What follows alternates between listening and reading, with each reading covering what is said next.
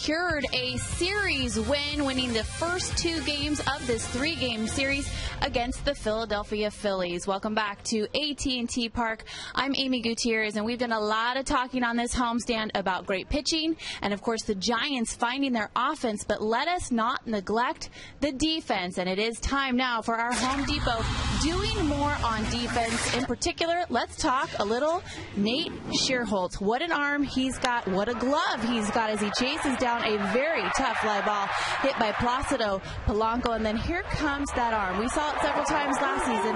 Apparently Ryan Howard didn't, as he tries to stretch a double out of a single. Renteria throws the deke on him, and they got him. And again, Nate Schierholtz chasing down a very, very tough fly ball by Carlos Ruiz. And Ryan Howard did learn his lesson last night, but apparently Chase Utley did not, as he tries, just like Howard, to stretch a double out of a single and gets tossed out. Home Depot, more saving, more doing. That's the power of Home Depot. All right, the Giants need to get greedy today as they go for the sweep of the Philadelphia Phillies. It is Tim Lincecum on the mound squaring off against the Phillies Cole Hamels. We will have Game 3 coming up soon. After these messages, we're going to check in with our Sportsnet Central studios for an update.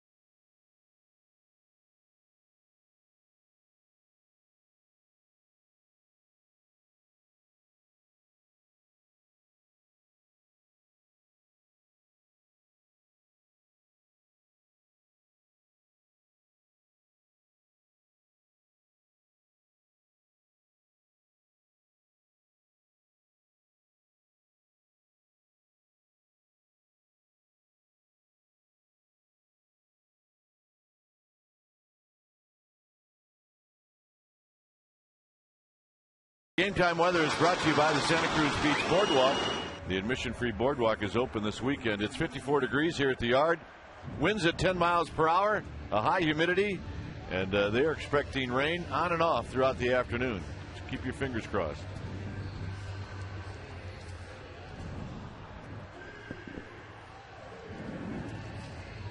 Let's take a look at Charlie Manuel's lineup, brought to you by Southwest Airlines. It'll be Victorino, Polanco, and Utley. That's pretty usual.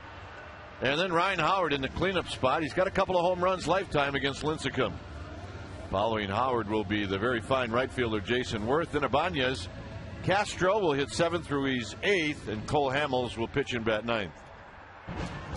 The Giants defensively are going to set it up with DeRosa, Torres, and Scherholtz. That's your outfield. Renteria and Sandoval on the left side of the infield.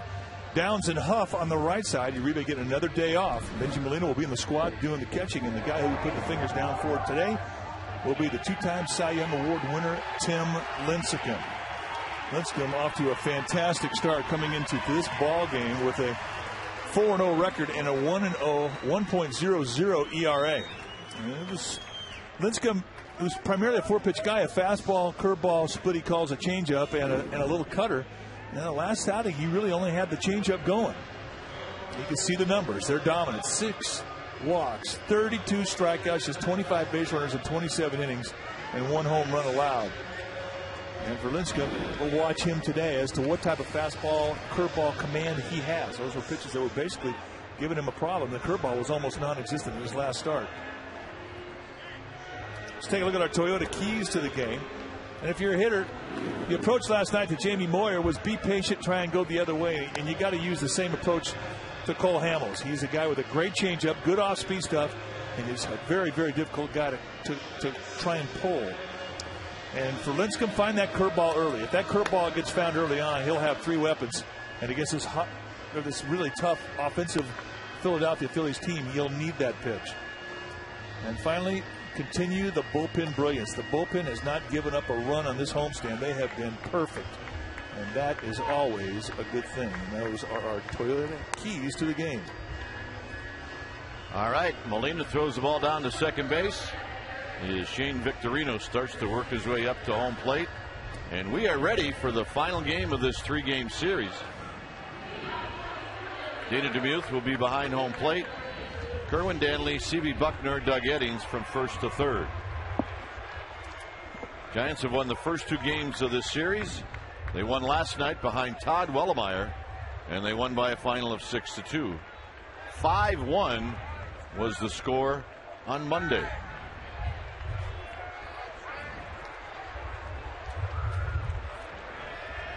So Lincecum, making his 5th start, is about ready to chuck the first pitch of this game.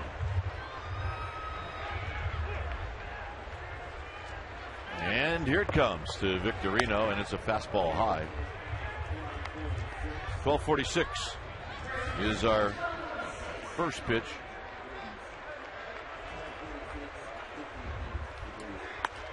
Lincecum trying to lower his sights, misses again. Victorino hitting .226. He does have a double and a home run off of Lincecum in 18 at-bats. This is flipped out to left, and Mark DeRosa barely has to move. And on the 2-0 pitch, Victorino is retired. And here's Polanco. Talked about the conditions today, that there are little pockets of rain around there. Pretty similar to what the Giants saw in San Diego. It'll be a little rain, a little sunshine. When it clouds up, it's almost a 15-degree difference. And as we talked about it earlier, Tim Lincecum likes it cold.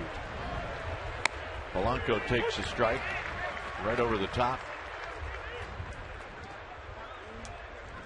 Polanco 1 for 8 in the series. Check swing, 0-2. So Lincecum, all fastballs so far. Well, he's so known for that split finger he calls the changeup around the league that they're all aware of it before they get in the batter's box. Down low with Utley to follow. Phillies are 11-9. They've lost 3 straight. They're still over 500 on the road. They're one of the teams that have not spent a whole lot of time at home. Down the line, but it's foul. Watch the drop and drive. You always have to have your hand up when that left foot plants. And look at the extension. That's remarkable. And how he goes from a low hand position to the high hand position so quickly is really the magic of Tim Lincecum. Chop foul. I don't know. That may be the best shot of him in his motion that I've ever seen. Just because you can see he really leaps off the rubber. Well, his stride is almost as if he's like 6'5" instead of 5'11", 5'10", 5'9", 5'8", whatever he is.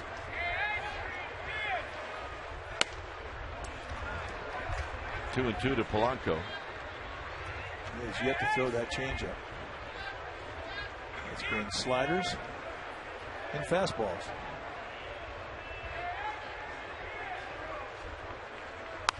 Out of play and another fastball. Good location.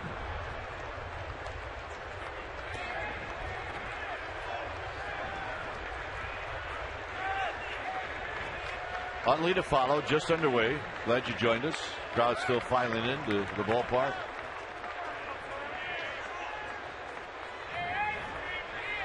And he got him, and that was the changeup. That is the one you're completely aware of if you're an opposing hitter taking an at-bat against Tim Lincecum. Again, high leg kick, completely cocked, and look at, you cannot see the arm if you're in that batter's box, and all of a sudden it goes from low to high. As soon as that foot plants, you see him pronate right through the extension and the release, and it is on you. Beautiful. Poetry in motion. It really is an unusual motion. Here's Utley. Utley takes a strike. And the thing about it is just the amount of extension he gets when he rotates his hip, when he drops to his back leg, stride steps on his front leg, and then once he releases him, the bend that he has and follow through, he unhinges. Well, I'll say this. Every fastball he's thrown has been 92. That's on the radar gun here at the ballpark.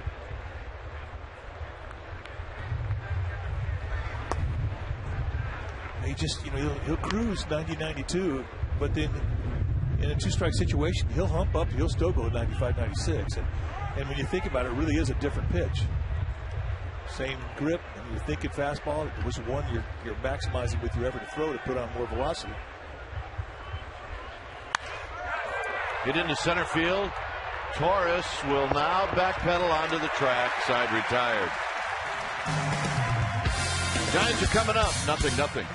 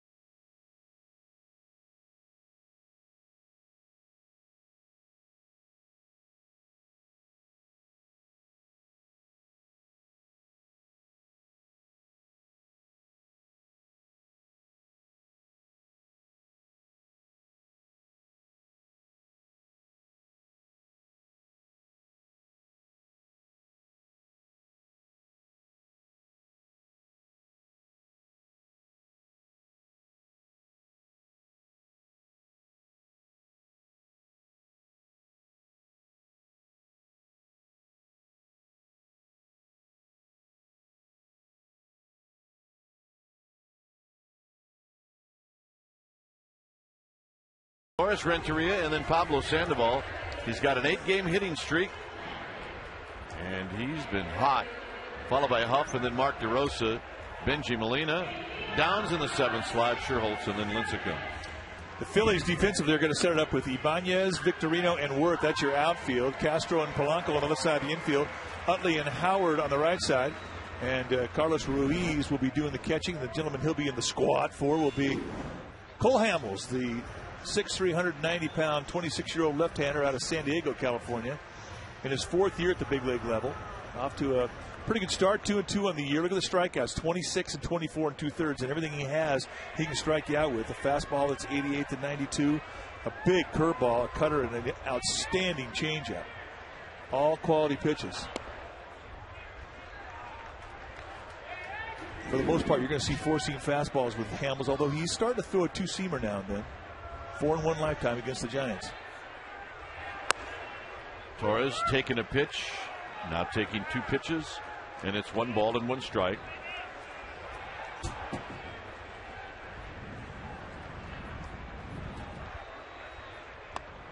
In at third is Polanco. Torres has had a nice homestand. He's 7 for 16.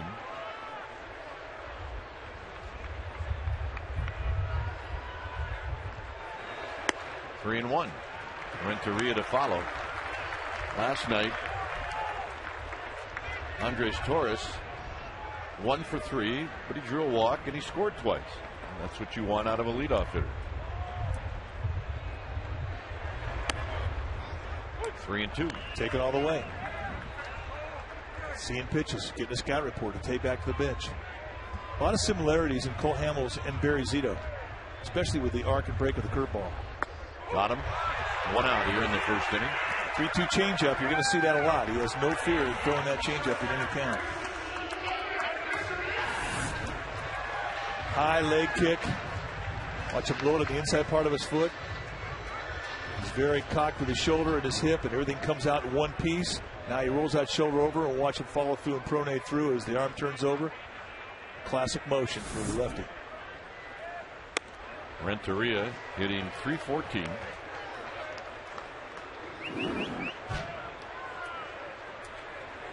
Two for 4 on Monday. 3 for 4 last night. Danny DeMuth says that's a little wide and high. 2 balls and no strikes with Sandoval on deck. Just underway.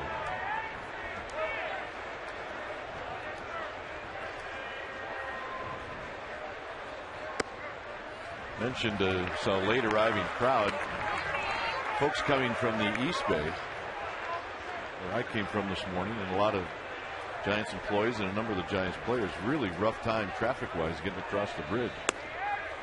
And I'm sure that's why a lot of these folks aren't here or are going to be arriving late. 3 balls and 1 strike. Renteria fouls it back. 3 and 2. Cole Hamels 50 wins and 712 strikeouts since 2006, and that's the most by a National League left-handed pitcher. Quality arm. And nobody in this Giant team really has had great success with him lifetime. And the walk to Renteria, so Sandoval will get the hit with Hamels in the stretch.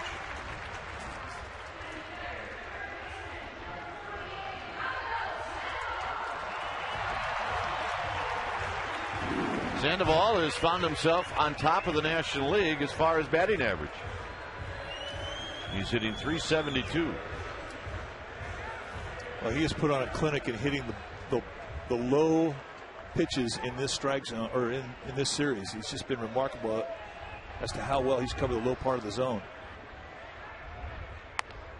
And he takes a fastball for a strike. 10 for 19 on the homestand. There's the averages in the National League. Prado and Ethier are behind Sandoval.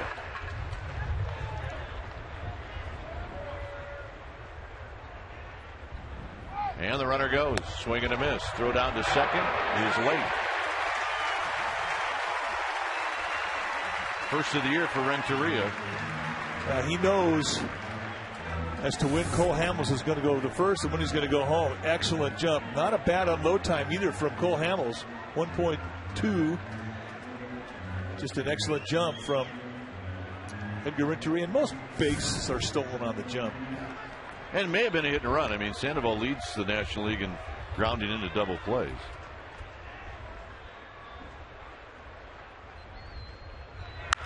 Up the middle on one hop to Utley. And Sandoval is retired. Aubrey Huff will hit. Almost got second base umpire C.B. Buckland.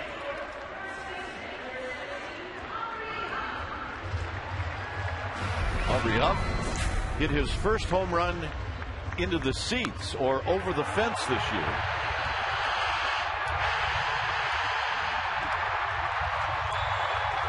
And he's got a home run lifetime against Cole Hamels.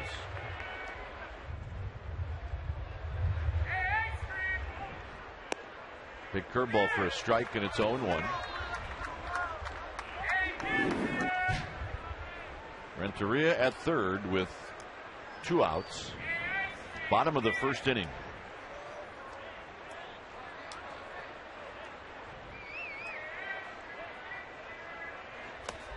Blocked by Ruiz. DeRosa to follow.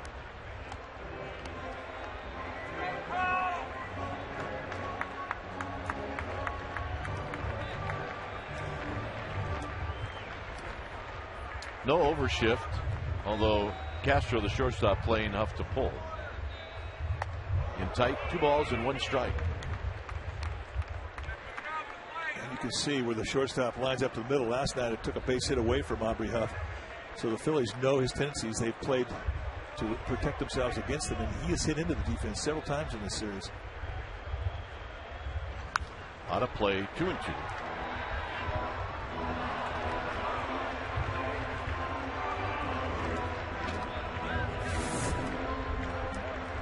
Do we know who got this? Make a play. I guess we know who didn't get it. He'll think about that for about the next 11 years. 2-2 to Huff. Now full count. Boy, with as far off the bag as Placido Polanco, the third baseman for the Phillies, is playing, Edgar Renteria has an incredible lead. And with a left-handed pitcher, Hamels out of the stretch, I mean, he could almost steal this thing standing up.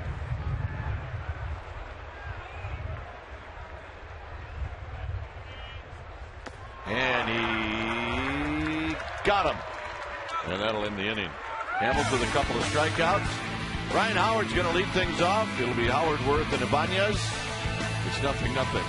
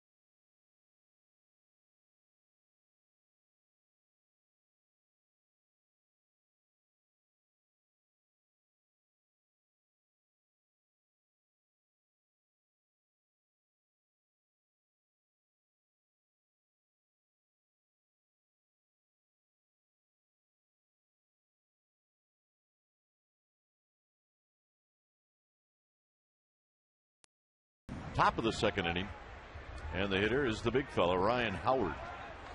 Overshift is on for Howard, and Lincecum starts him off with a pitch down low. Howard's got a double and a couple of home runs off of Lincecum, 4 for 16 with 6 strikeouts. And that catches the inside corner.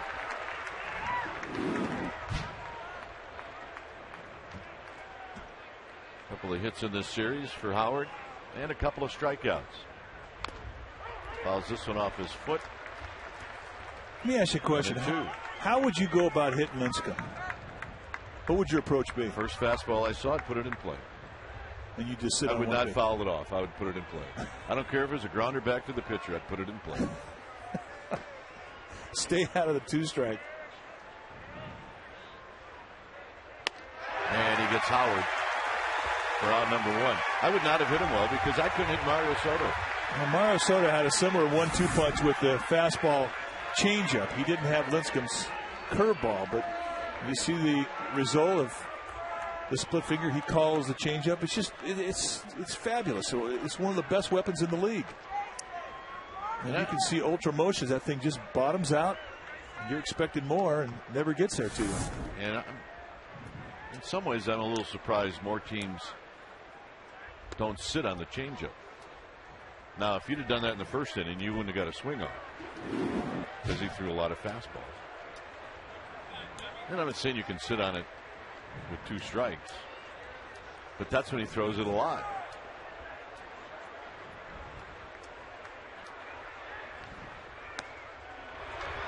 Worth against Lincecum is 3 for 6 with a home run.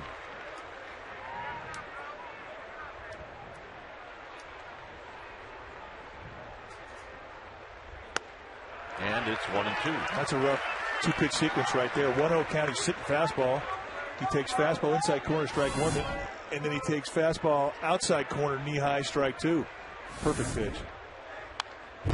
And he was on that one. It stays 1-2. And that's that reach back velocity I'm talking about. That's his highest velocity, and you'll always see that high velocity in 2-strike counts. He'll cruise 90, 91, 92, and all of a sudden he'll go 94, 95, 96 in that 2-strike slot. Got him. 3rd strikeout.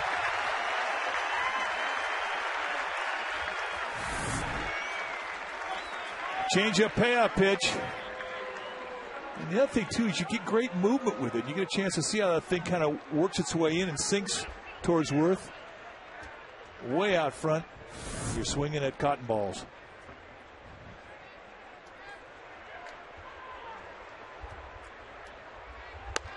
Ibanez takes a strike.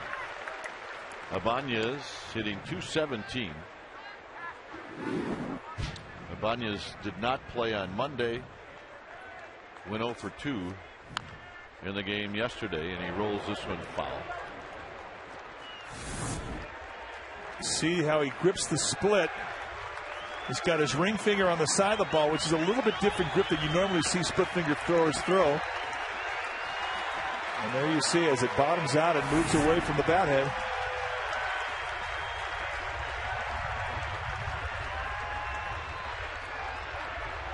And he got him to strike out the side.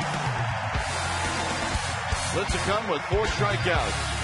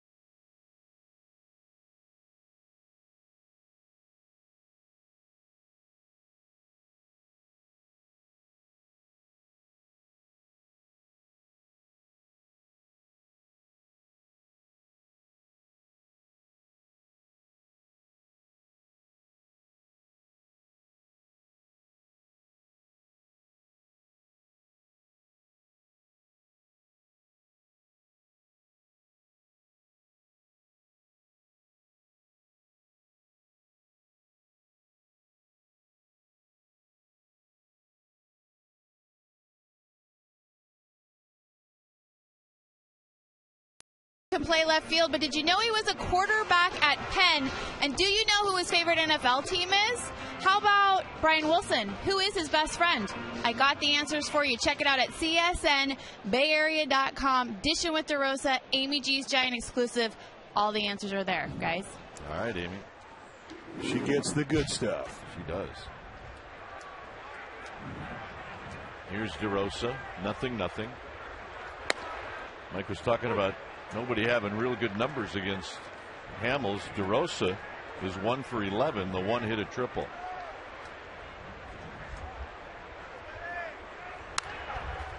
He gets jammed.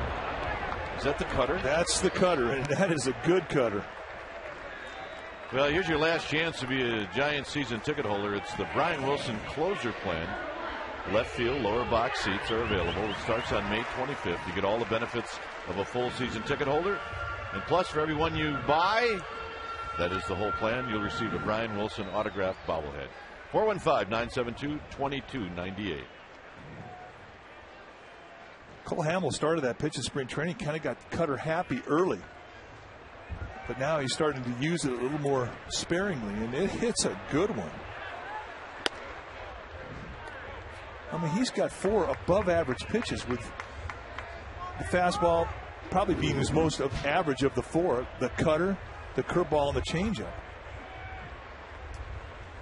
Molina takes low. 2 balls and no strikes. Molina 0 for 10 against Cole Hamels. You getting a little chilly? A little chilly today. My motto is, if you get cold, it's your fault. Mike's dropping some layers on. 3-0 to Benji Molina.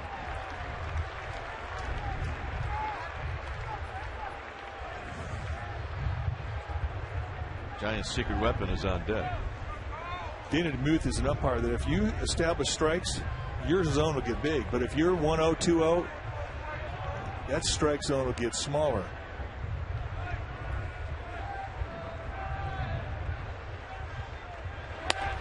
And the walk to Molina, second base runner for the Giants.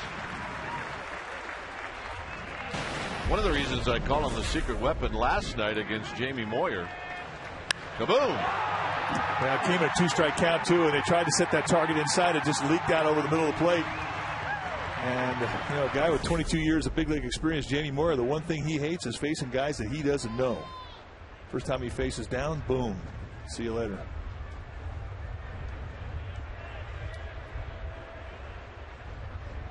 Downs takes one wide.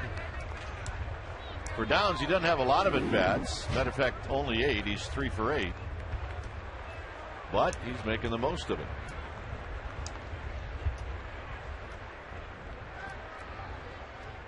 If you're Matt Downs and you know that Aaron Rowan's being activated on Sunday, here's your chance. Make an impression. Maybe somebody else departs. There's Aaron Rowan. He's had about all the bench time that he can handle. And the bench has had about all they can handle to Rowan. Yeah, I don't think he sat down the whole time he's been on the disabled list. You notice there'll be guys standing next to him early in the game, but around the 8th inning, they vote him off the island. They vote him off the island. Which, by the way, is not a bad thing. That's the way you want a guy to be. 2-2, not a Matt Downs.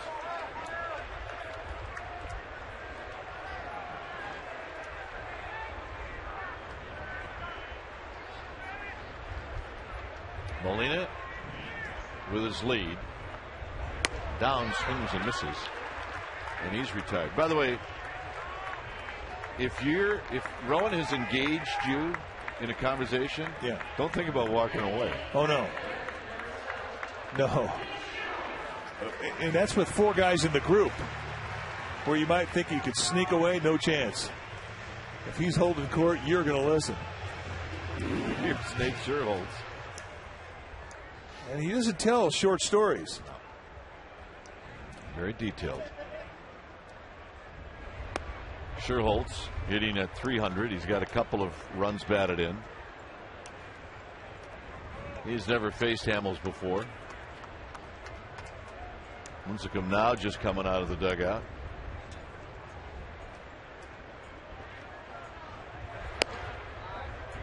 Two balls and no strikes.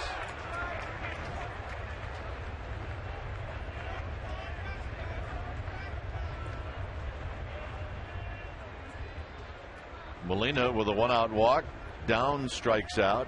The 2-0 pitch to Sherholtz. He's now 2-1 on the swing and a miss. Change up. Mets beat the Dodgers today. Swept them. 7-3. Dodgers record now falls to 8-13. Low to Sherholtz. Think about the Dodgers. They will go home finally. They've only had 6 games at home. And they do need some home cooking. They just won 2 games on their past road trip, and one of them was that 13-inning game in Washington.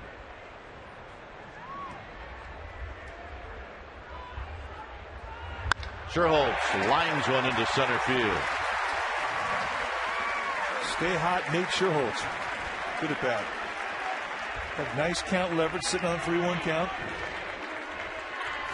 It's a nice place to be. To watch the front foot drop, and now comes the hip throw, and everything in sync off that back leg, square to the middle of the field. That's right where that thing went. And, you know, he doesn't get greedy. He just thinks middle. A lot of guys will make that adjustment with 2 strikes. He doesn't. 2-0, 0-2, same approach, back up the middle. Here's Lincecum, who can hit a little bit.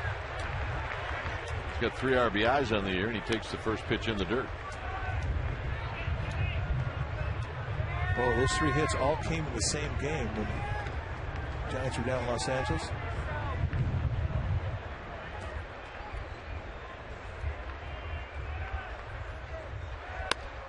And a strike. Pounds that on the inside corner. 1 ball and 1 strike. See the protective piece that Lincecum, a left-handed hitter, exposes his right arm to pitchers, and he puts a protective piece on it.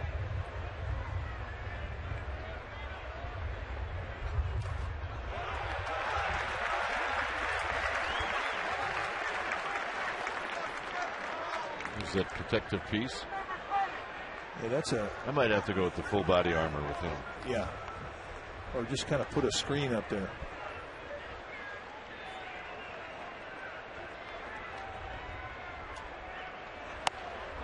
Two and 2.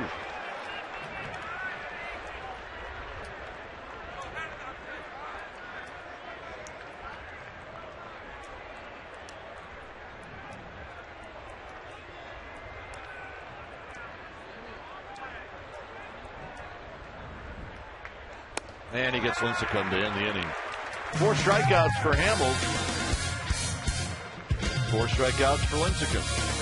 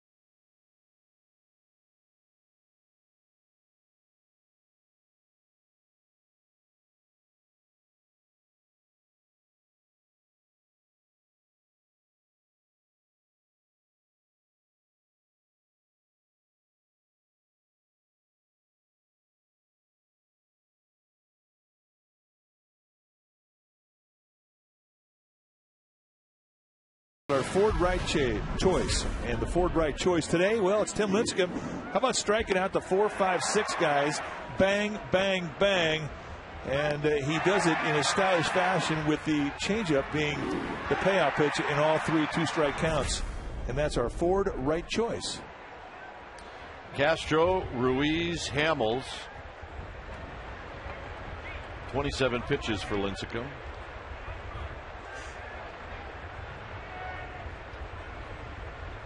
Castro maybe taking all the way, showed bunt. And it's 1 ball and no strikes.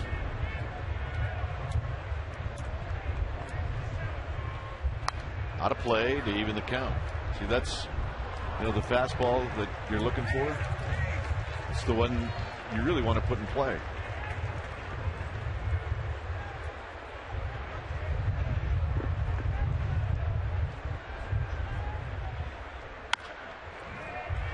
Renteria, a little tricky in between hop, but he makes the play. As an infielder, you start to think that the guy's going to swing and miss every time. And he's had 3 strikeouts in a row, and sometimes you can get caught not being ready. And I'm not saying Renteria wasn't ready, but all of a sudden you see a guy put the ball in play, and it's like, oh, that's right. Yeah, I got a glove in my hand. I got to make a play. Well, that, as you mentioned, was not an easy play. Kind of an in-between hop. Looks like it's a fun play to make, though. Somewhere, a ball, 1 ball and no strikes, is Carlos Ruiz. 2 for 8 against Lincecum. Both hits doubles. On deck, Cole Hamels. Who's not a bad hitter, by the way. Not at all.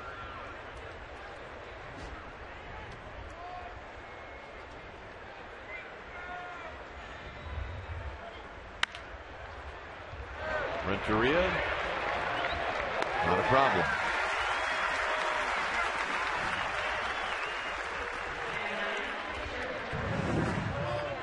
Well, Cinco de Mayo ticket proceeds will benefit the local Mexican charities. A $20 special event ticket will include entrance to a pregame Cinco de Mayo fiesta, and the Luchador Lou bobblehead will be yours. Plus, you get to sit in a very special section. To order tickets, go to sfgiants.com/special events. And the pitch to Hamels is high.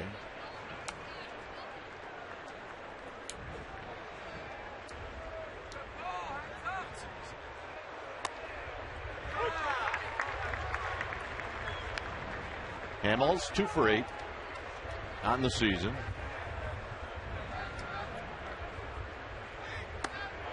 One and 2. Cole Hamels swinging at that changeup gets a little bit of an idea what it's like hitting off himself.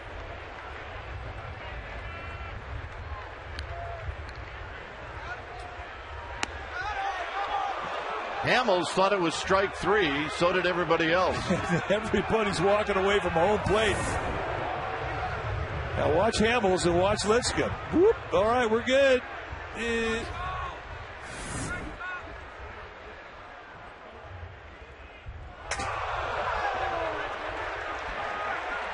Point made.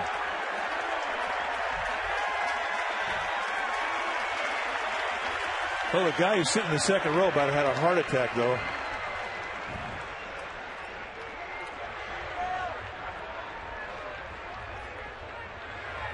And that'll end the inning. 5 strikeouts for Lincecum.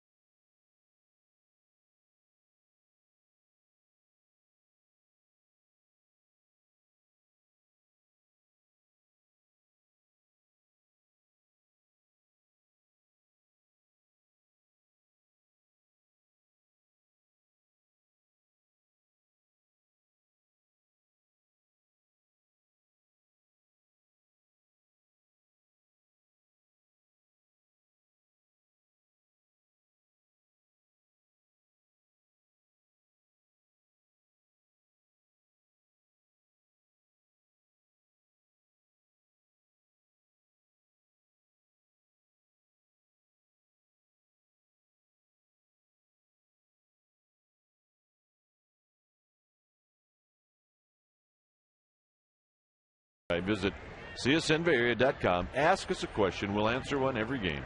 Linda from Cupertino. Do the Giants have a team captain? Well, we don't even need an if so. They do not. But this is a team filled with veterans where you really don't need one. And what veterans do is, they diffuse problems before they get to the manager or the other coaches. If there's somebody who's, not taking care of himself properly, a veteran will approach the guy and they'll handle it. And some teams do have team captains. Some guys have been there a long time. The New York Yankees, case in point, Derek Jeter. Derek Jeter's always going to have to comment on any issue that happens. They'll go to the guy who was involved in the controversy, and then they'll go right to Derek Jeter. And I think that's one of the responsibilities of a team captain. That's a lot to ask for a guy. Yeah. Rowan's certainly a guy that plays by example. As Torres pops this one up, and Utley will make the play. But your veterans are the guys that, if you've got a good set of veterans in your clubhouse, they'll handle the problems. You don't need a captain. Here's Renteria, who drew a walk in the first.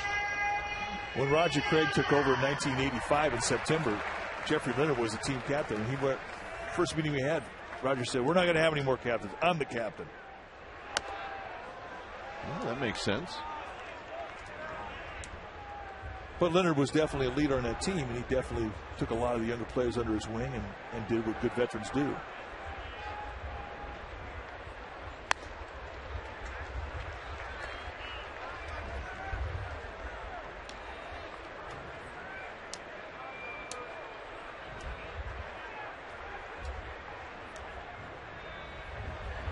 Renteria fouls it out of play.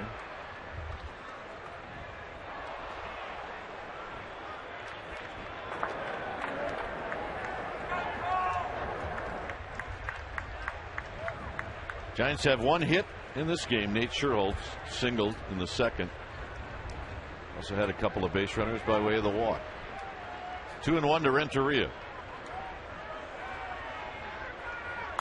Renteria out in front is going to pop this one out of play, about 5 rows beyond the Phillies dugout.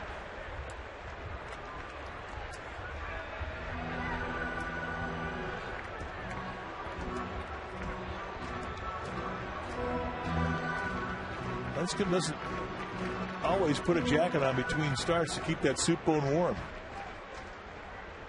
He's definitely got his own way of doing things, and they're working.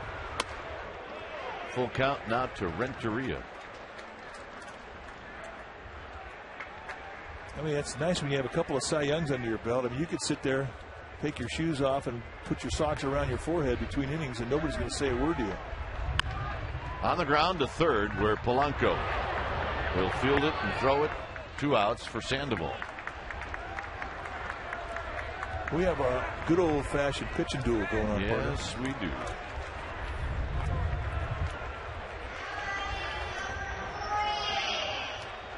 Sandoval bounced out in the first inning.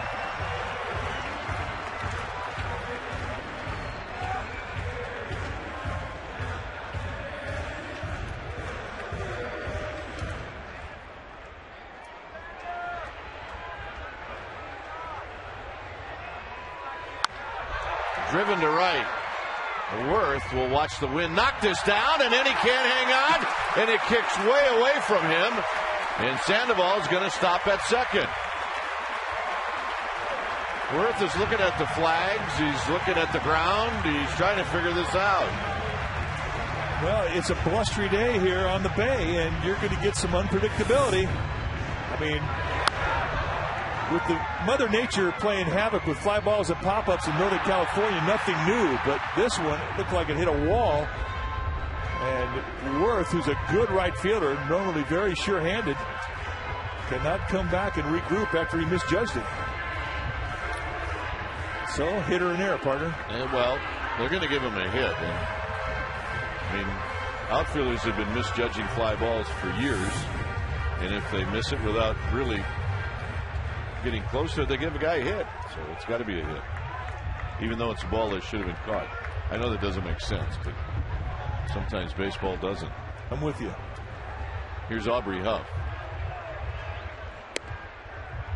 Huff in this spot in the first inning, only was Renteria in scoring position, struck out. Definitely playing him to pull. Juan Castro, the shortstop, almost behind second base.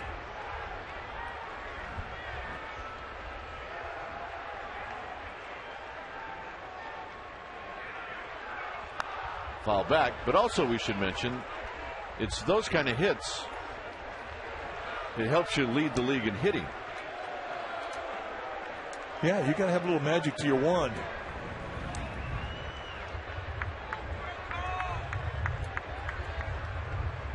One ball and one strike.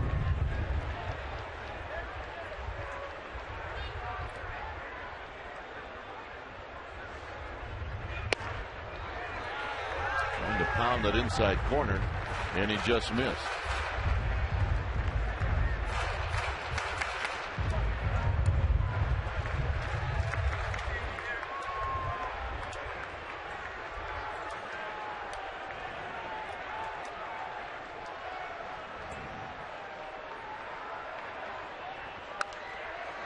Huff had the pitch he wanted, I believe. It's 2-2. Yeah, he was sitting on it. Had a rip. Great balance. Watch the back leg of the swing. I mean, this is a great balanced swing. Gets up off the sweet spot a little bit. Good hack, and he's having a room with himself here. I can't believe I missed it.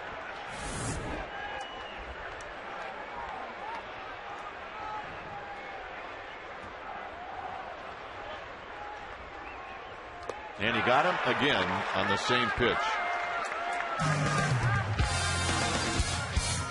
It stays 0-0.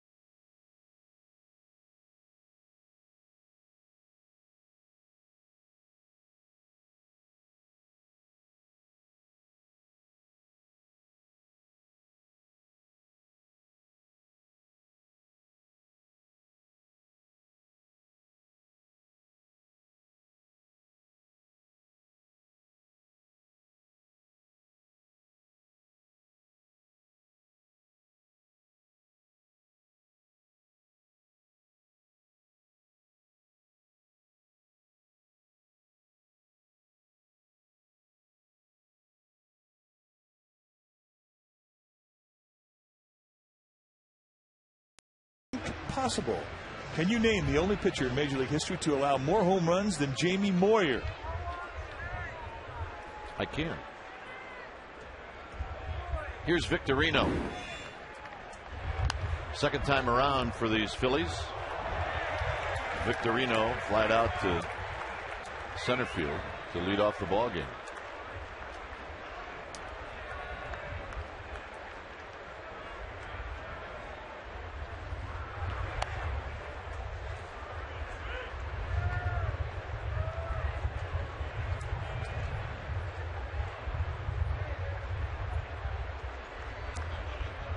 On deck is Polanco and then Utley. And it's now 1-2 on the changeup.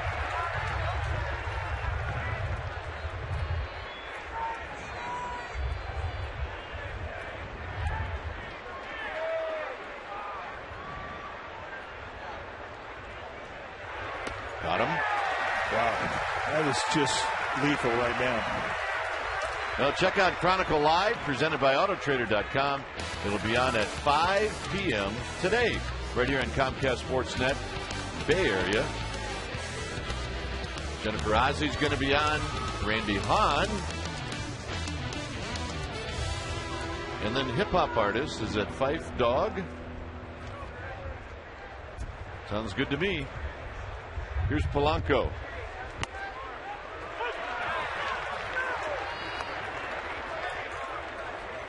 Fife Dog, nice going. Here's Polanco. Polanco struck out in the first. 0-2. Nobody's even fouled that thing off today. I mean, that's how good that thing's been. And this is the second time through. And you're talking about some good contact hitters, and you're looking at one of the best in the business in the batter's box now. He's choking up, making an adjustment. Foul. Action for our ball dude. Louis Abadesco over to the third base side. We got Vince Gomez on the right field side.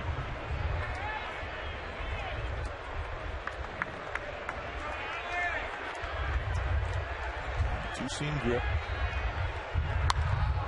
Flips it into right, and there's the first hit of the game for the Phillies. Bringing Utley to the plate. So Lincecum now in the stretch for the first time. And you might see Charlie Manuel, the Philly skipper, start to open up a running game. We see the fastball, a little bit too much strike zone, and a very protective, compact swing. Polanco protecting and fights it out to the right side. And the Phillies have not only their first hit, but their first runner. This is the first time Lincecum has been in the stretch today.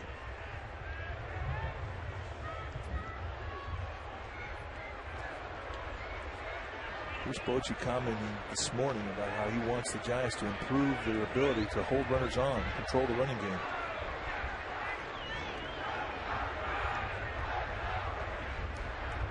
Molina knocks it down, and it's 1-0.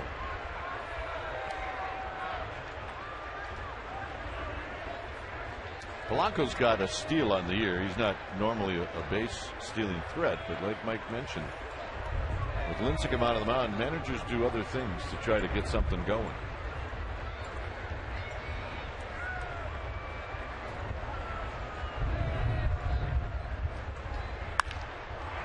Downs. Renteria. Puff. Side retired. Smoked that ball. Yes, he did.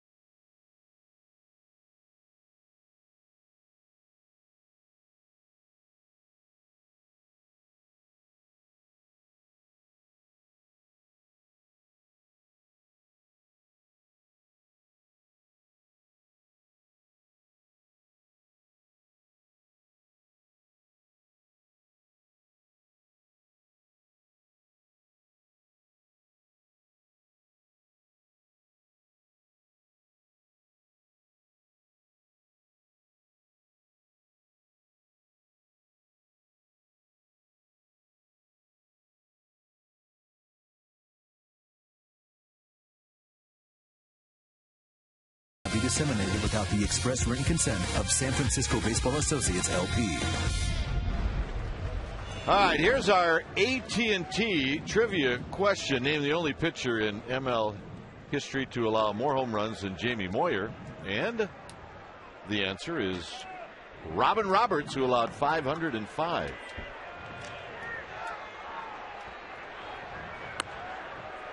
you can get into the Hall of Fame allowing 505 home runs.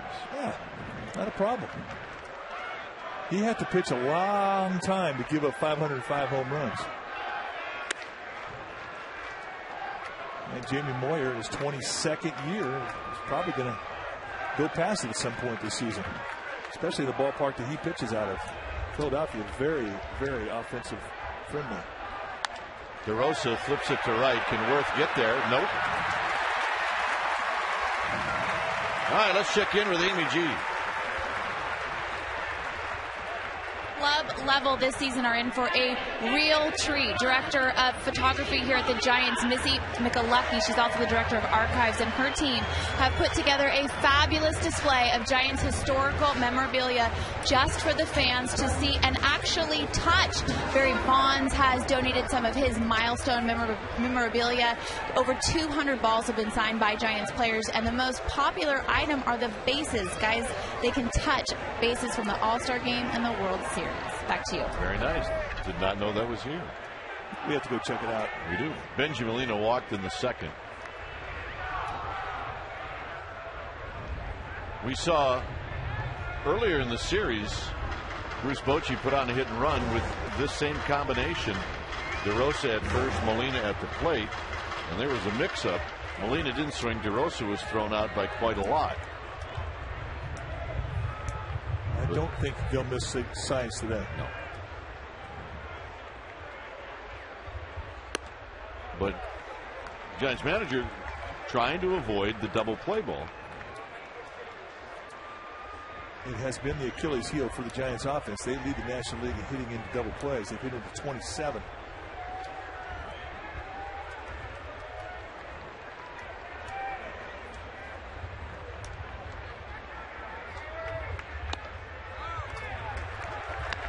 Now you talk about the display that Missy Michalewski makes and has here in the ballpark. That was Peter McGowan's intention, that this ballpark would be a museum of sorts so that people could come and see not only the game that day, but they could go back and experience Giants history, relive some of the great moments in this franchise history. Hamels has a good move. He's got several that he can throw at you. Very good at holding runners on.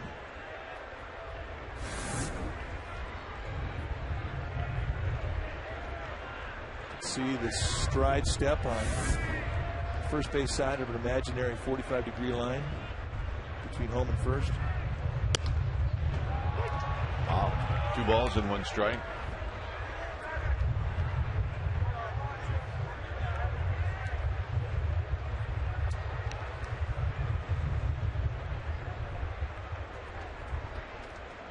Worth is now playing very shallow and right. He didn't think with that wind anything can get over his head.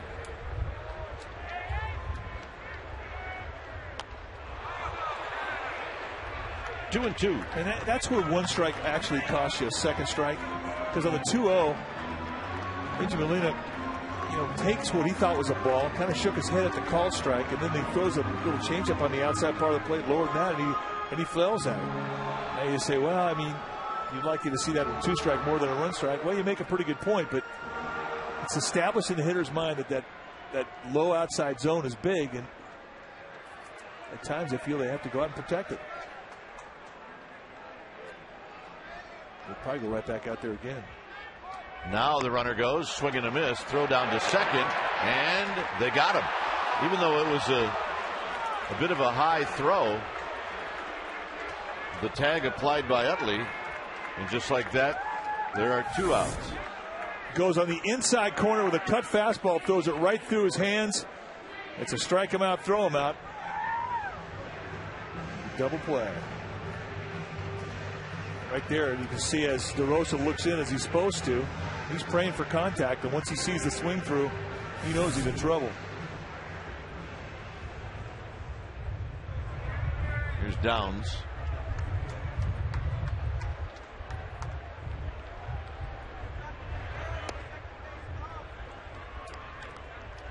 Downs struck out in the second. There have been 12 strikeouts in this game.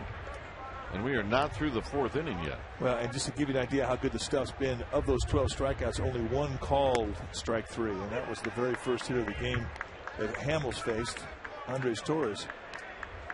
5 swing through strikeouts, and Lincecum was 6 swing and miss strike 3s.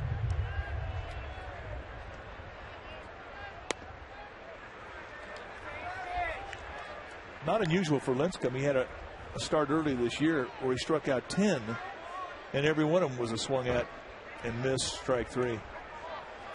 That's unusual, but not for him. 2-2.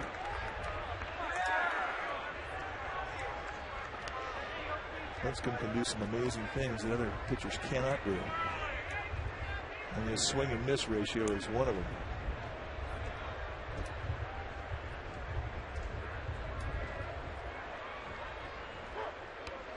Downs asks for time, and he gets it.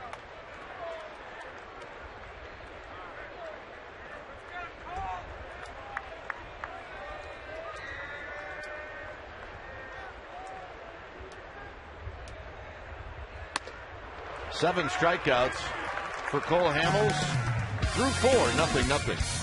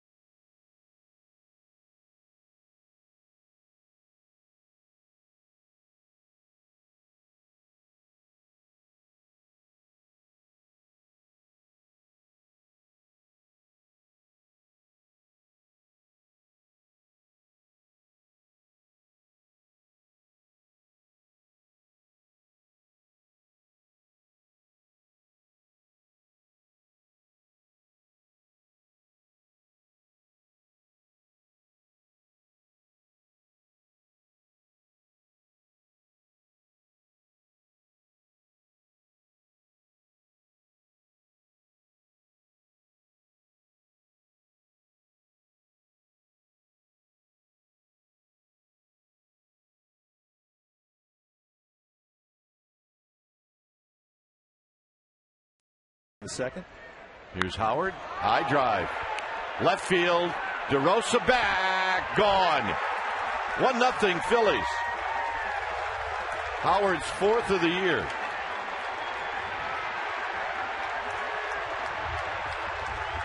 If you watch him take his batting practice, everything goes to the left side of second base.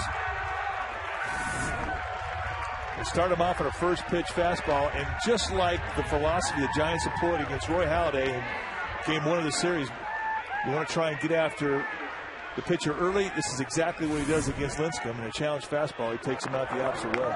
That's a big league at bat right there. Here's Worth. Worth takes a strike.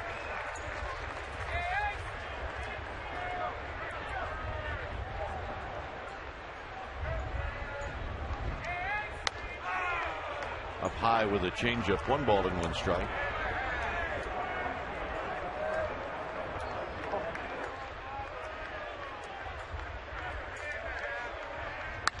Out of play, 1-2.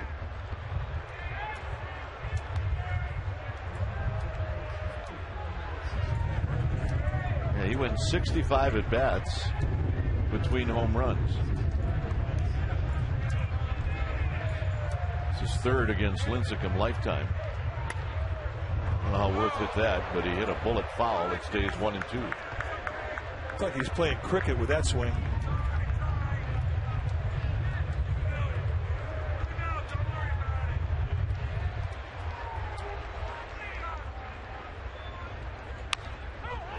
foul again.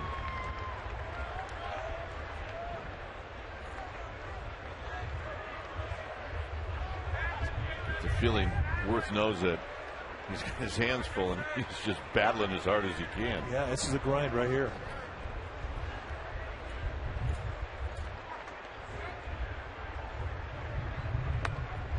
In tight, 2-2. For Linscomb, just the second home run that he's given up this year. Both of them here in San Francisco at AT&T Park. And that's unusual because he didn't give up one at home all last year. Yeah, remember, it was Brian McCann. Out is Worth. More information on the inaugural AT&T Giant race. Both courses leave the ballpark and travel down the Embarcadero with the half marathon continuing through Pier 39, Fort Mason, and North Beach. And both courses finish on the field here at AT&T Park. All participants will receive a Lucille Runner bobblehead. Go to sfgiants.com/giant race and get your information. Ibanez struck out in the second. Here he bounces this one. Downs will throw him out. 2 outs. Yeah, they're up there hacking now. And that's a tip of the cap from a bench when they're up there trying to beat you early because they do not want to get down a bad strike count late.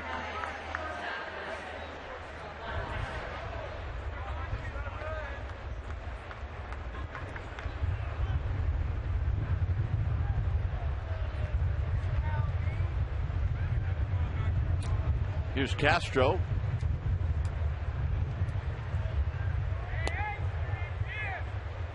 Castro bounced out to Edgar Renteria. That was leading off the third inning. 1-0 Phillies. 2-0.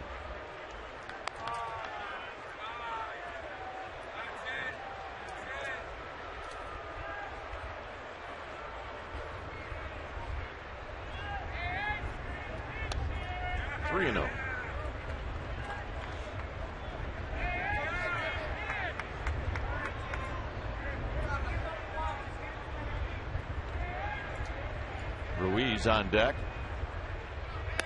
And a strike. 3 balls and 1 strike.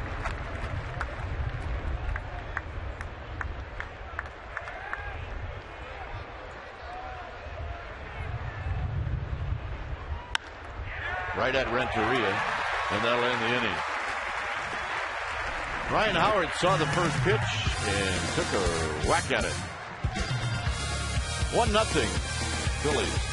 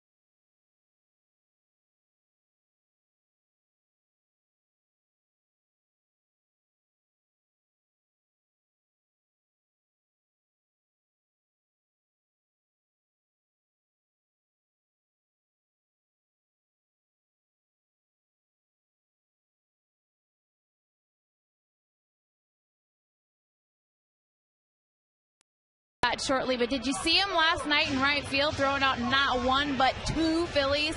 at second base from right field. That got our producers thinking. Who do you think has the best arm in right field in the National League? Check it out, csnbayarea.com. Vote.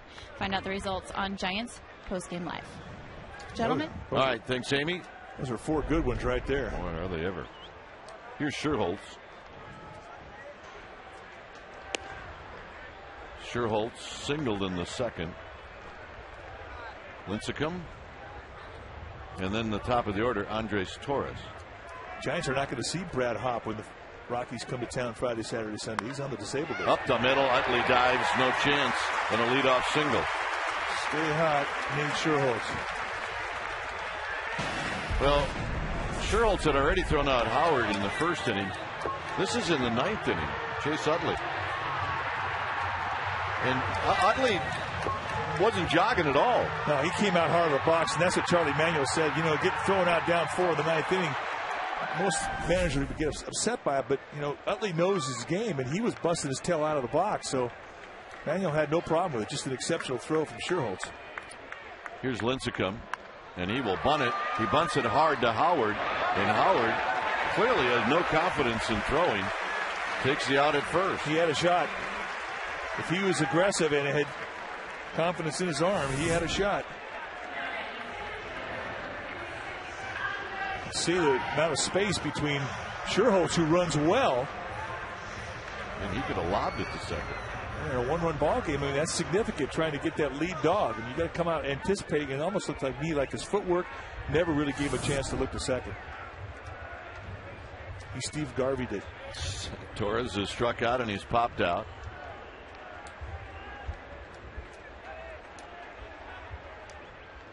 On the ground and a base hit, and this game is tied. Torres will round the bag. He will be at second base. It's 1-1.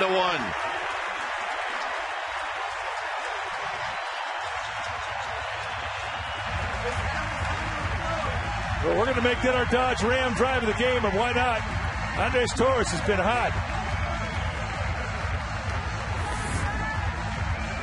They try to cut him inside, and he just spins and rakes it right past Placido Polanco. And boy, just like that, the home run of Ryan Howard is forgotten. And Renteria, who's walked and he's bounced out, is at the plate. Lincecum likes it. Right now, Utley nor Castro are doing much of anything of holding Torres close. He could think about it. Well, he could get a long lead, too, because both guys are way separated from the bag. You can see that's a lot of distance between both middle infielders and second base. On the ground towards the hole. Here's the no throw, and safe is Renteria. Smart play by Juan Castro, the 37-year-old shortstop who's been around a long time. He realized off the crack of the bat that the location of that ground ball was going to take him deep to a backhand. He would have no chance to get Renteria, and what he does is come through with an arm fake. And this is a good tip for a lot of young shortstops. Think about that lead runner. An arm fake, a lot of times you'll get that runner at second base leaking off. In his mind right now, he knows he has no chance. Comes up with an arm fake. And then looks to the lead runner. But Torres, fortunately, was anticipating and stayed tight. Sandoval is bounced out and he's doubled. He doubled off with a glove of Worth in right field.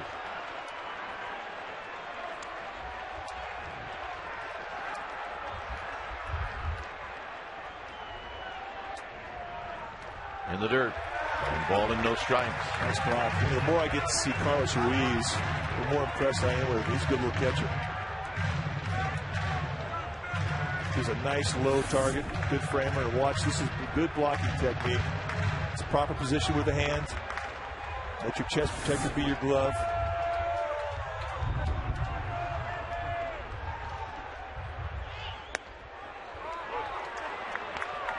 That's a perfect 1-0 pitch. Yeah, that's also a potential double play ball waiting to happen. Take away an advantage with location, just cuts a fastball. It just nibbles on that outside corner right there at the knees or below the knees.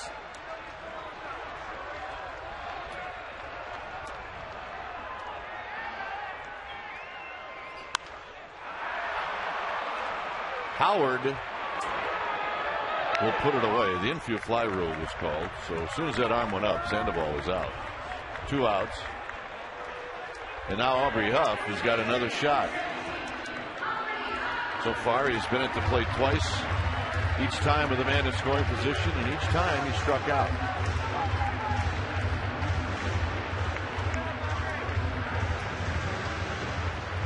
Now he has thought right, though. He's had good swings in certain counts. He's worked himself into situations where he's looked for pitches and locations. He's just missed them. Not like he hasn't had good swings against Cole Hamels. Look out. That ball didn't spin much. It's 1 ball and no strikes.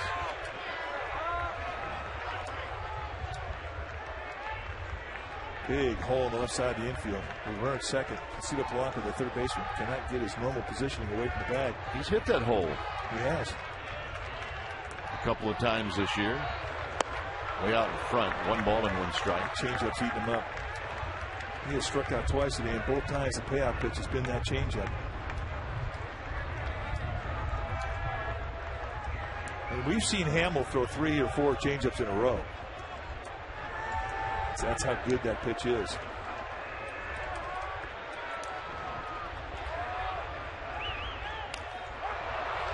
I've got a piece of it that time. 1-2.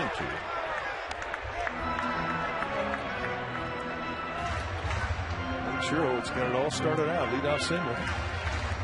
Run him over, knock him in. But now it gets down to the 2-out knock again. Can they get it?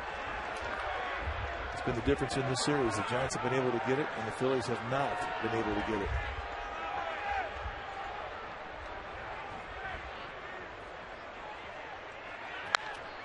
Foul. That time Huff hooked it. Man in the green with the souvenir. Beware of the man with the green. Did we read a book about that? Yeah. I think so. No, that was green eggs and ham. Beware of the ham that was green. Andres Torres.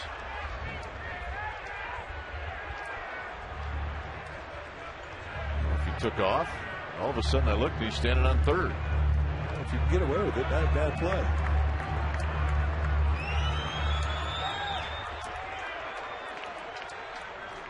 One and two to Huff.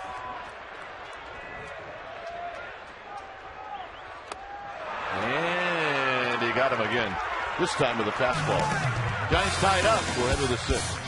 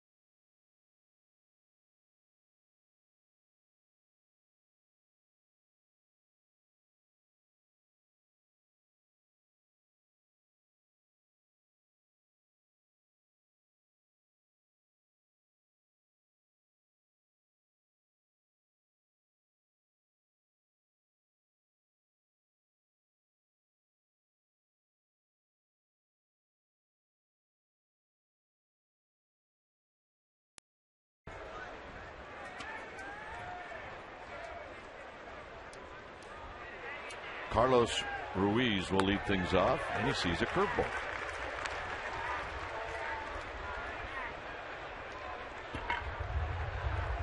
Ruiz bounced out. He's 0 for 1.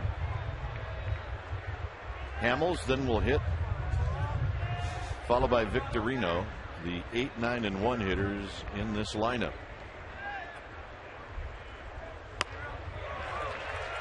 One and two. Just a totally different fastball today than we saw him have in his outing last Friday night when he opened up the homestand. On the ground slowly to Renteria. The difference is he's commanding. Welcome back to the Coors Light 6th inning. Now it's time for Coors Light Freeze Cam. That's right, the big heads are out today, and sometimes the big heads, that creates a problem. A big problem. Ouch. That's our Coors Light Freeze Cam, brought to you by Frosted Brewed Coors Light, the world's most refreshing beer. Hamels takes the pitch outside.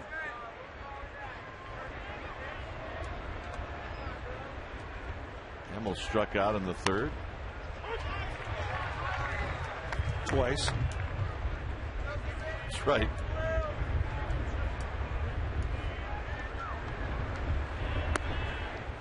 Two balls and one strike.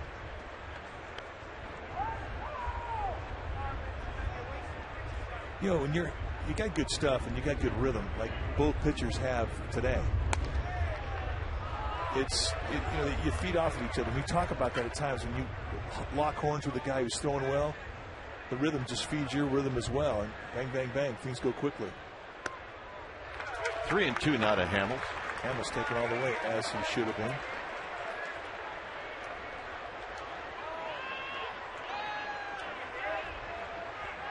He got him. 8 strikeouts. Here's Victorino.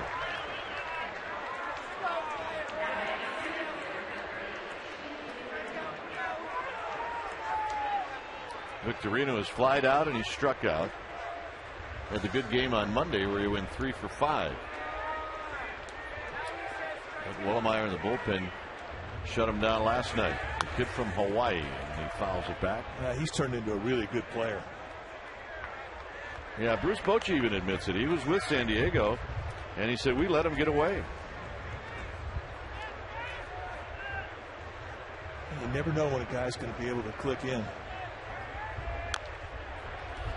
I mean, he's catalyst. On this club, he's a lot of energy. Now remember, they have one component of this club that's not here in the lineup, and that's Jimmy Rollins, who's on the disabled list with a calf injury. And he and Victorino at the top of the lineup, great 1-2 punch. See you later. Strikeout number 9. DeRosa will lead things off.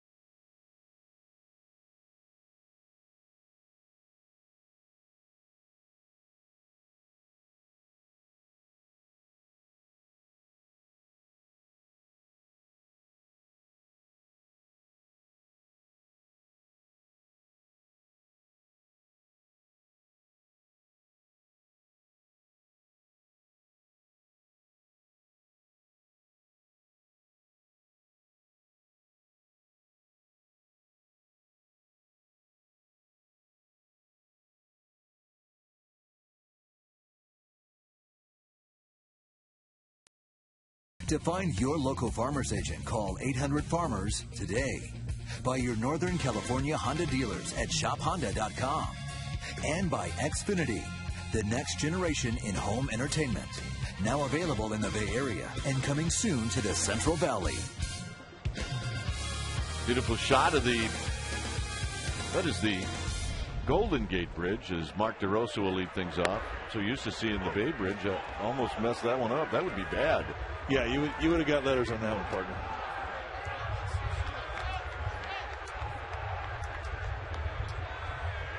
Here's DeRosa.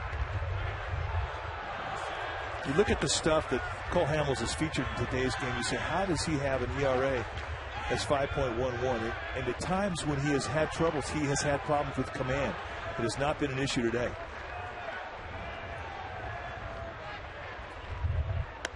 Just inside. 1 ball and 2 strikes. And this is a great pitching duel between Hamels and Lincecum. What we anticipated we'd see. The pitching in this homestand has been incredible. DeRosa gets pounded in, and that's strikeout number 9. All right, let's take a look at our McDonald's game summary. It's a 1-1 ball game. Howard's got a home run, his 3rd career off of Lincecum. Hamels has been terrific. Lincecum, he's been terrific. Andres Torres has an RBI double, and that's our McDonald's game summary. And here's Benji Molina.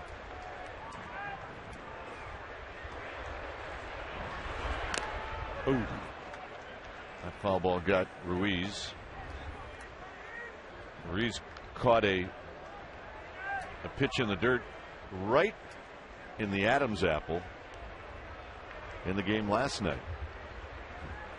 Regrouped about 2 minutes, right back in the squad. Go get him.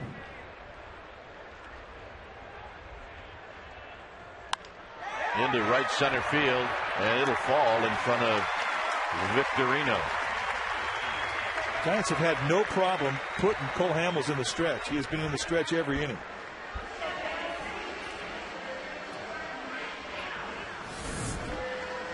Take a look at the load. It's a real compact hand action into his swing.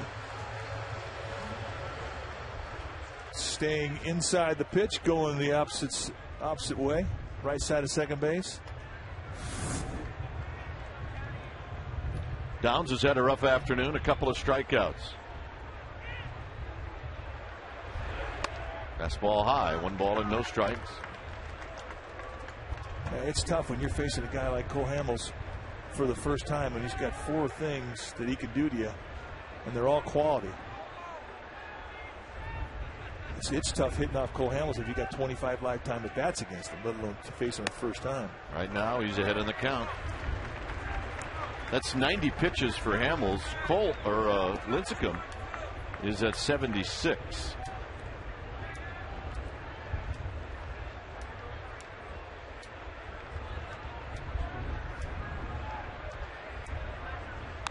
Foul back. And Downs was a little tardy. It's 2 balls and 1 strike, and all that off-speed stuff will make you tardy.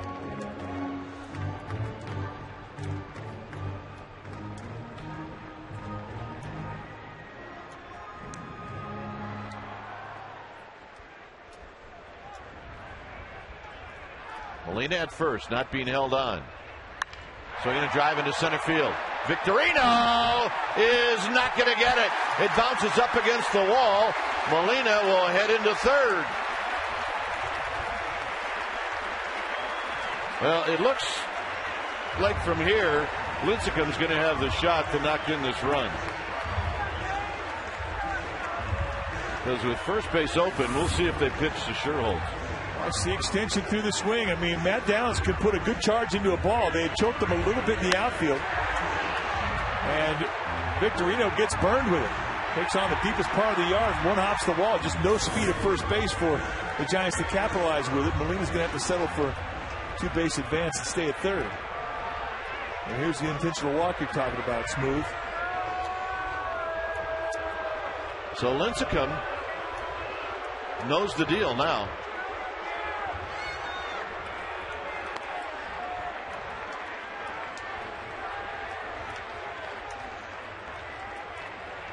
Sherholtz is 2 for 2, a couple of singles.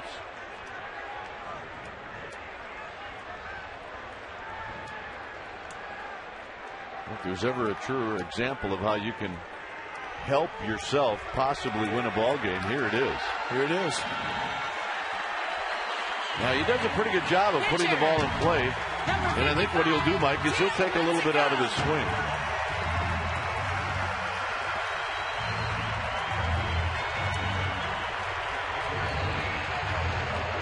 He struck out in the second, had a sacrifice bunt in the fifth.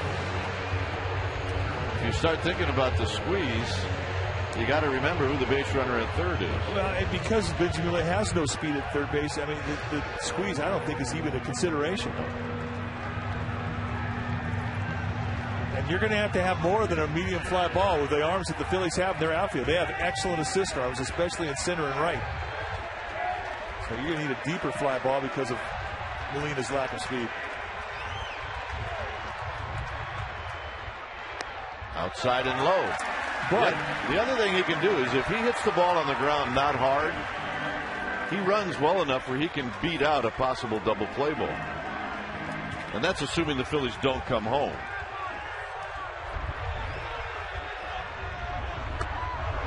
One ball and one strike.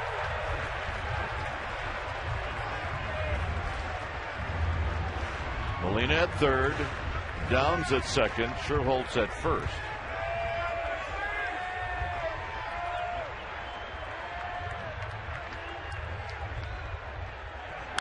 Foul back, 1-2. Now you're in a tough spot because he can throw a bunch of different things at you. You see the pitch by pitch. The first couple of innings really have been costly as his pitch count is up in the 3-digit mark now, and even 100. 1-2. Got him. Strikeout number 10 for Cole Hamels. But hey, if you think you're going to hit it a double play, strike out. Not a bad play. Pretty smart player, that kid. That's what I'm thinking.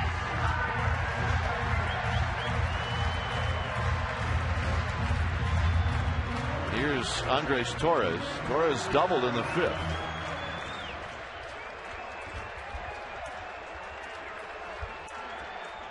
So Hamels not out of the woods yet. And a strike, and it's 0-1. Quick 0-1 advantage. Bang, corner pitched him on the first pitch. Beautiful fastball.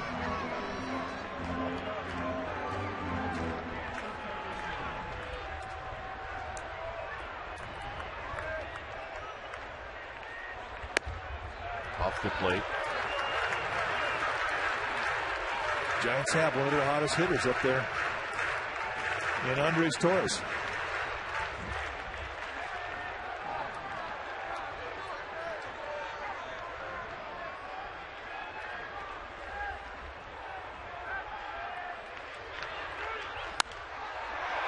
High and foul, and big bounce into the seats. Out of play now after the bounce. I'm impressed how much ground Ryan Howard covered. I didn't think there was any chance at all off the crack of the bat. Then all of a sudden I was holding my breath. Watch the big first baseman amble over. Well, he got a lot closer than I thought. That's JT Snow like.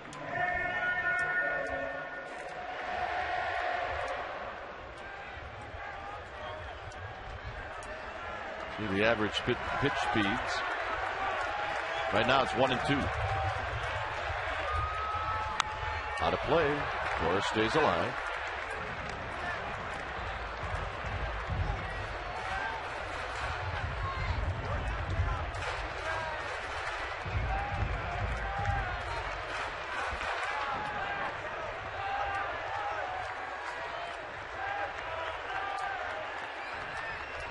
One and two.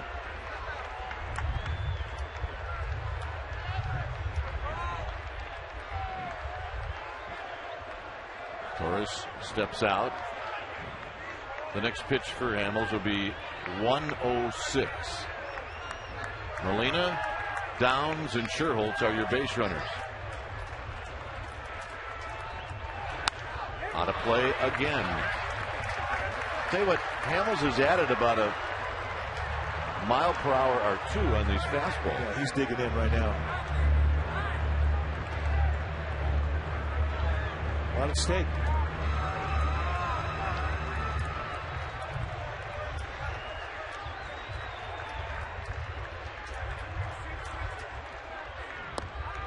Two and two. He got a good at bat going here, folks. He really hasn't been close with the 2 changeups he's thrown off the plate away. They've been pretty easy takes.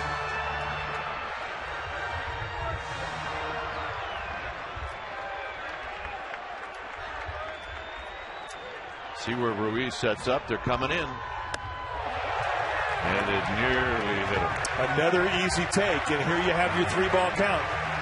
And Hamels takes a walk. Well, I guess the question is, Mike, is you see the inside fastball. You have the guts to take something off your fastball. He's got to find the strike zone. There's no defense against a walk. 3-2. Runners will take off. Here it is. He walked him.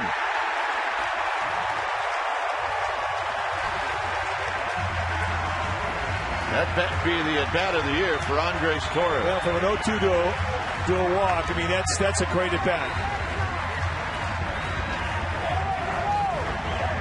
And immediately, Rich Doobie, the pitching coach for the Phillies, is going to come out and try and calm down Cole Hamels, because you know he's fried. As well as he has pitched today, to be deceived by a 3-2 walk, he's got to be upset. And Renteria, who's had some pretty good at-bats against Hamels, is now at the plate with the bases loaded. Boy, if you're Edgar Renteria, sit on a fastball, look one side of the plate, and just get greedy. And do it on the first pitch. You bet.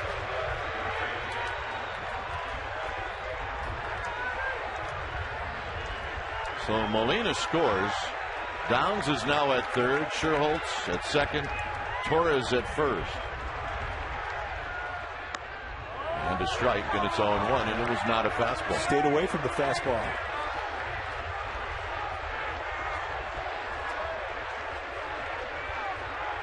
Downs, Sherholtz, Torres.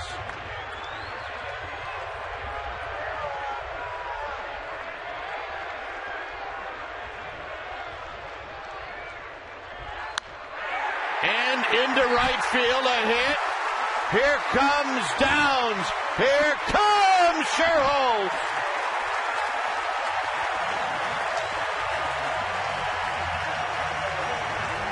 He's thinking right field the whole way. Tried to beat the cut. Trying to stay in on off speed. Trying to beat the cut. He gets the cut. He fights it off. And that's our Dodge Ram drive of the game. A 2-out, 2 RBI single from Edgar Renteria. What a great piece of hitting. And it allows Pablo Sandoval to come up and try and add on some more. Now look at the reaction from Tim Lincecum. Slide by Sherholtz to avoid Ruiz. And here's Sandoval. 1 for 3. Renteria with a couple of big RBIs here in the 6th. Danny Baez getting loose for the Phillies. 4-1 Giants. That's good, stretching out, staying loose. The inning's been a long inning.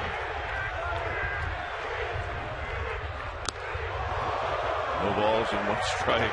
He was swinging for the mitt left center. I like that. Let it go. Pop some buttons on your shirt. He popped about 3. Broke a zipper and 2 shoestrings.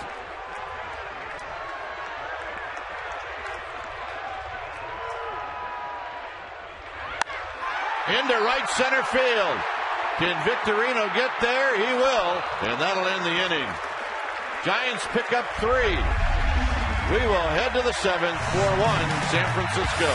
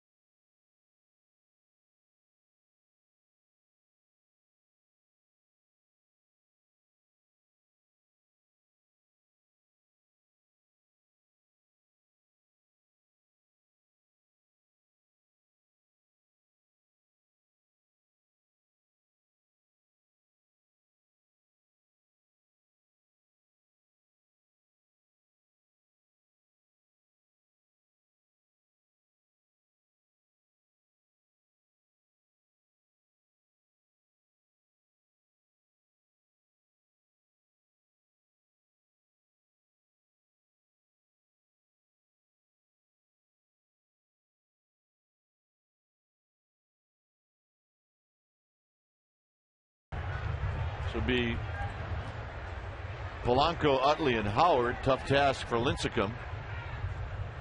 And he starts off Polanco with a strike. See the number of pitches Hamels with 113, but his day probably over, and just 77 through 6 for Lincecum. Very efficient. And really the difference between today and his last outing last Friday night against the Cardinals, command. He's really had a nice feel of all of his pitches.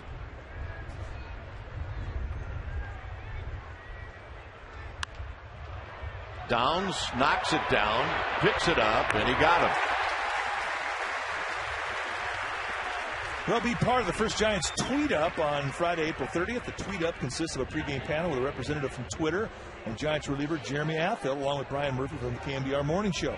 Meet other Giants fans who use Twitter or learn what Twitter is all about. Packages start at just $20, which will include tickets to the game, Giants t-shirts, and enter the pregame mixer inside the new Triples Alley.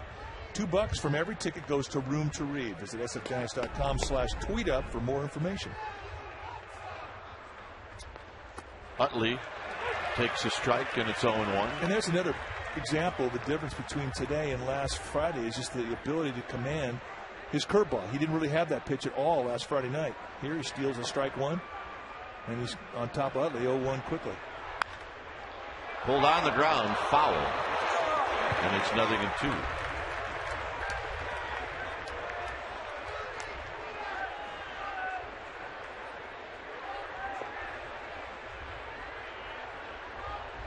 Utley is flied out to deep center field and then hit a sharp one-hopper to Downs to start a 4-6-3 double play. So he's hit the ball hard twice off of Lincecum.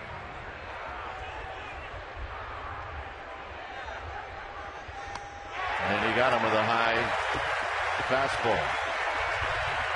10 strikeout.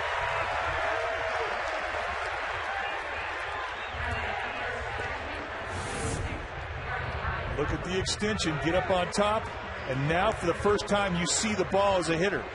That's how late and how long he can hide that ball from a hitter.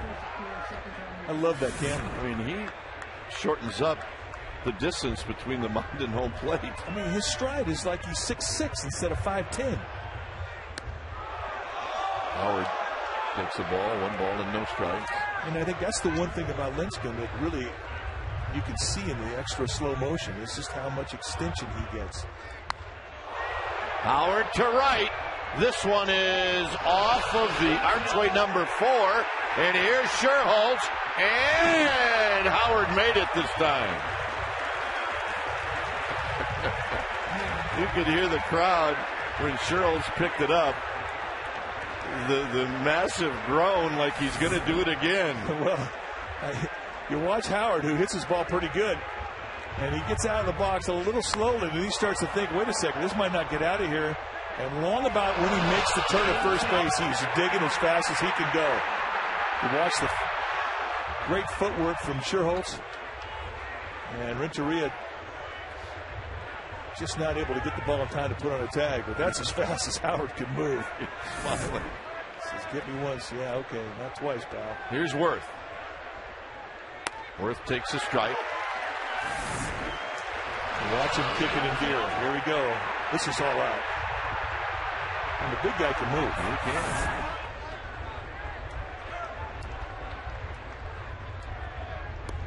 can. In tight to Worth. Worth has struck out twice, but he has got tons and tons of power. We watched him take batting practice. I believe it was on Monday night. He was hitting balls that not many guys hit him. Very high, 2-1. He was hitting him where Andres Colorado used to hit him. Yeah. He's got strength and he's got the long arms. He's got the same type of a swing that Dave Kingman used to have. Tall hitter. Rolls it foul. It's 2-2. Right up in here, this is where he was hitting over the entire seating bleacher section, and right there in that little walkway between the Coke stand and the glove stand and the bleachers.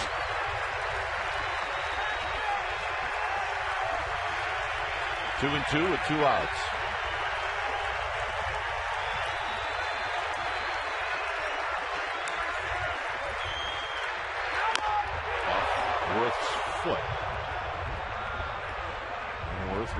see another pitch, even though he might be in a little bit of pain.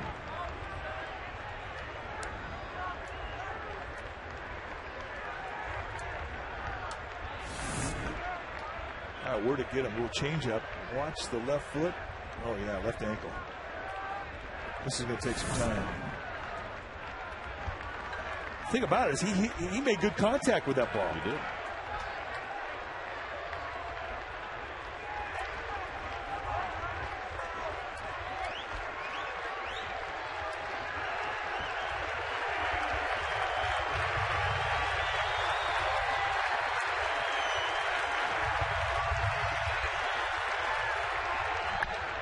Hit well into right center field.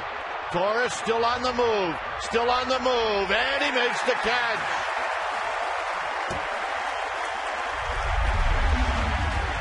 Howard left stranded. Worth leaving helmets all over the infield.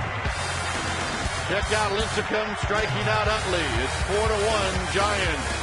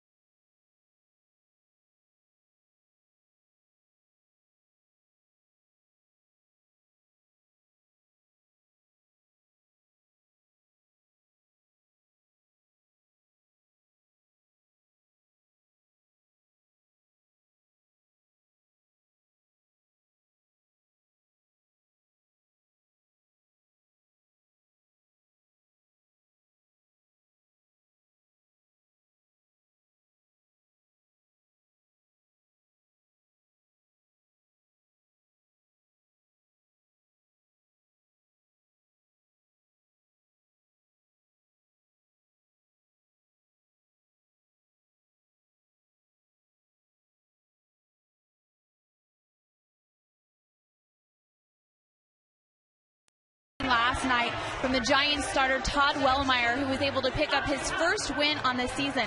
I actually spoke to Barry Zito last night after the game, who knows a thing or two about what it's like to struggle on the mound. And Barry said he was so proud of Todd. He said he was the best pitcher in spring training, and he was so glad that he came out there to show what he had. And only Barry can say it like this. He said Todd was pitching with abandon, and he just let it go, guys.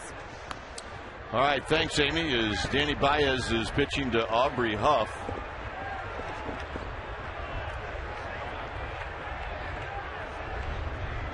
Huff has struck out 3 times, and he's now behind in the count, 0-2.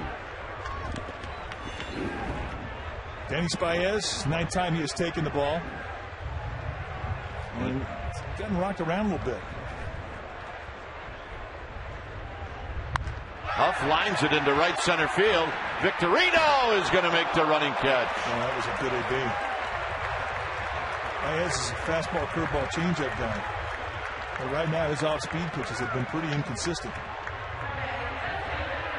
When it's time for a change, think Speedy Oil Change and Tune-Up. Your oil change, tune-up, and smog experts.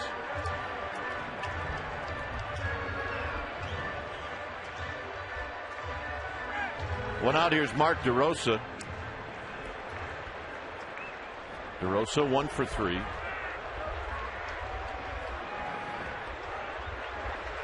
Look out with a breaking ball. 1 ball and no strikes. We're in the 7th.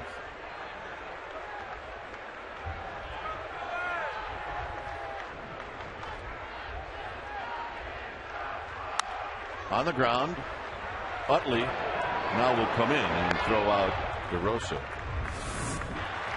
Check out Jason Worth where he hit the ball. Well, he got AT&T'd here, and he knew it. When he ran at first base and saw this ball get caught, he couldn't believe it stayed in the ballpark. And here's the reaction of Jason Worth. Yeah. Not happy. What a place to pitch. Here's Benji Molina. Strike to Molina. This place will definitely make you talk to yourself.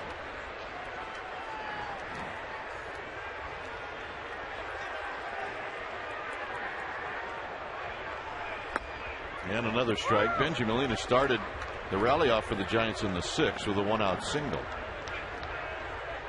Downs then doubled. Schultz was walked intentionally. After Lincecum struck out, Torres walked as Molina stays alive. Walked with the bases loaded to give the Giants a lead, and then Edgar Renteria poked one into right field for a single and knocking a pair. It's a long way of saying Molina started out the rally.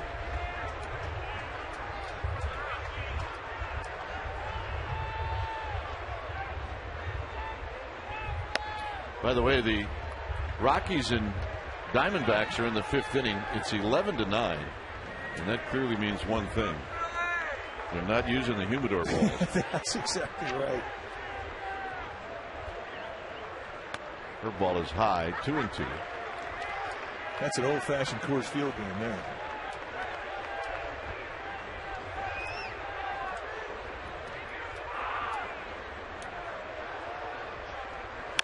Molina bounces it foul.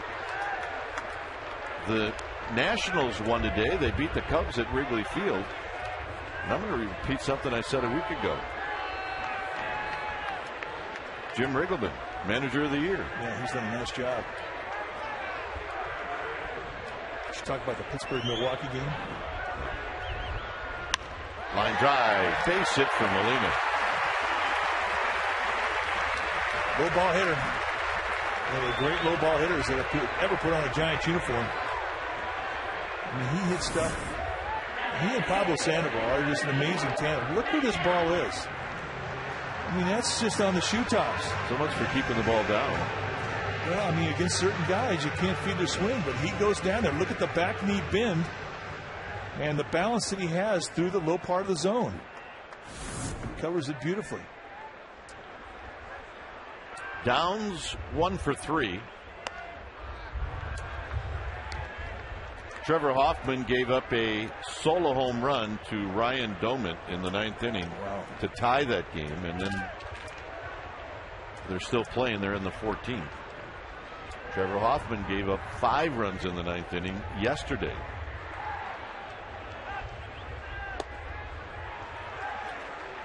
I was reading the Milwaukee papers this morning. Something like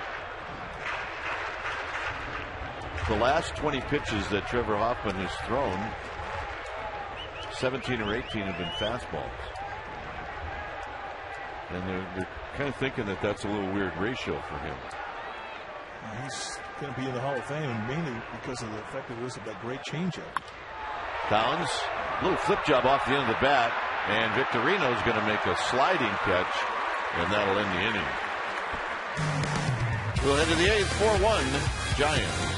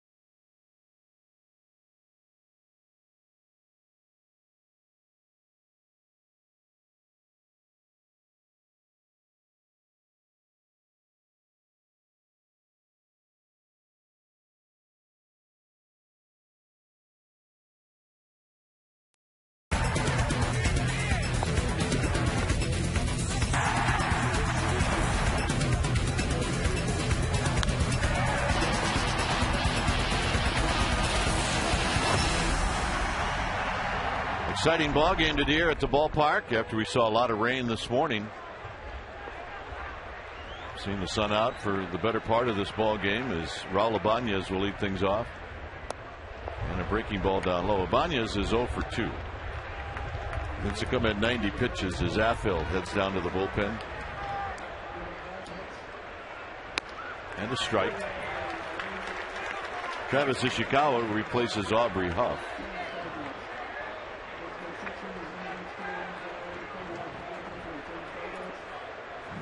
Swing and a miss, 1-2. Beautiful changeup. That has just been a pitch that we haven't seen hardly any contact off it at all. We're talking foul balls. It's just swing through after swing through. I like that. Well, in honor of Autism Awareness Night, we are offering a special opportunity to meet a Giants legend with Will Clark Suite Experience. That's right, Will the Thrill is going to be there. The package includes a ticket to a Giants luxury suite and a meet and greet with former Giants Will Clark. Fans will also receive a signed Will Clark backpack as part of their suite experience. Proceeds from each ticket will directly benefit Autism Speaks. Go to sfgiants.com/special events for details. Here's Juan Castro. Castro was going to look for a fastball and take a whack at it, and he missed it, and it's 0-1.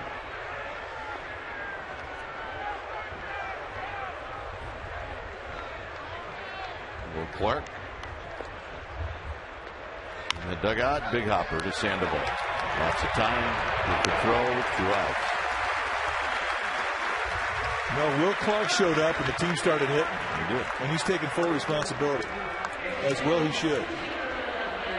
There's Uncle Will talking things over with Bam Bam Newlands. Ross Gload is going to pinch hit.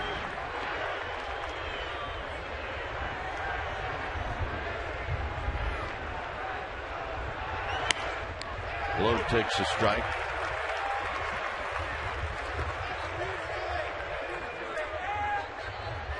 See Contreras in the bullpen for the Phillies, right at Renteria, and that will end the inning. They're on their feet for Lincecum, and why not?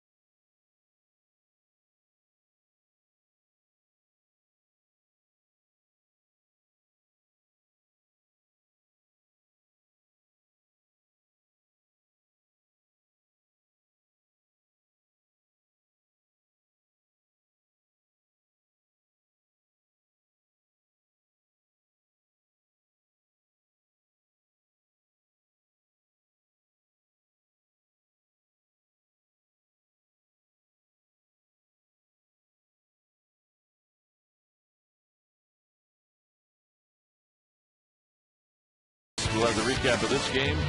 The A's and Rays will have an update of that game. And the Sharks and Red Wings, they're going to drop the puck sometime soon, and there'll be a preview of that matchup. That's tonight at 6, Sportsnet Central.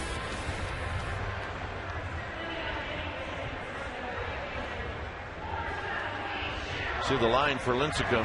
11 strikeouts, no walks. He's allowed 3 hits. Howard hit a home run.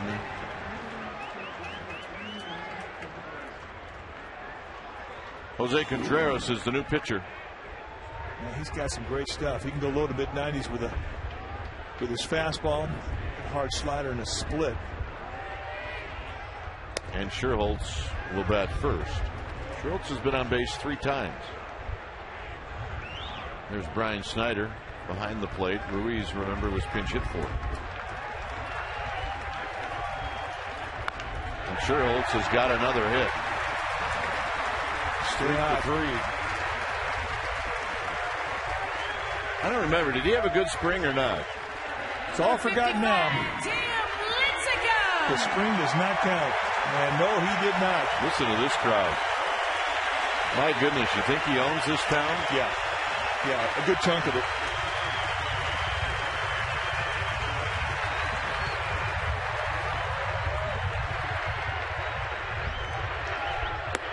And he shortens up to bunt, and it's 0-1. Contreras is a big guy. He's 6'4", 260. So from La Martinez, Cuba. Came up with the Yankees, really established himself with the White Sox. Howard's going to tag the little guy. That's a mismatch. Yeah. It's a mismatch when you're doing that.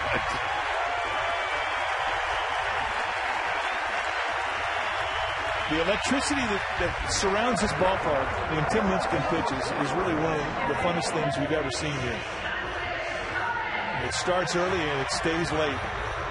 It couldn't be more opposite. And watch Ryan Howard as he realizes this little guy's getting me out. What the heck? Because he really hasn't gotten Howard out today. Well, he's gotten him out once. Torres at the plate. Sherholtz at second.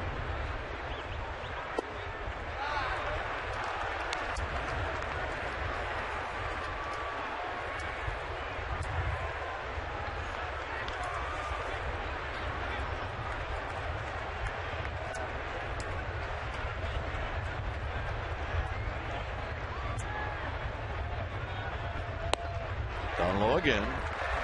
2-0. If you're thinking about Lincecum pitching the 9th, it'll be the pitcher spot, Victorino and Polanco. 3-0.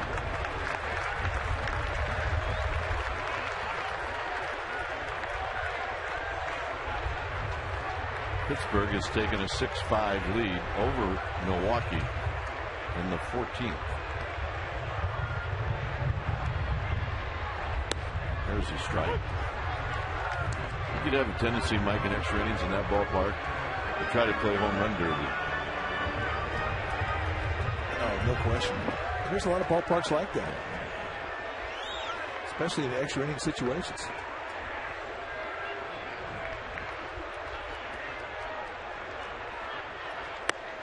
Three and two now to Torres, and if you're Torres, you cannot even be unhappy with that because you get to see another pitch. Yes, you do. Well, it's a perfect pitch, too. Contreras threw a little backdoor slider in the outside corner, and he put it right there at the knees.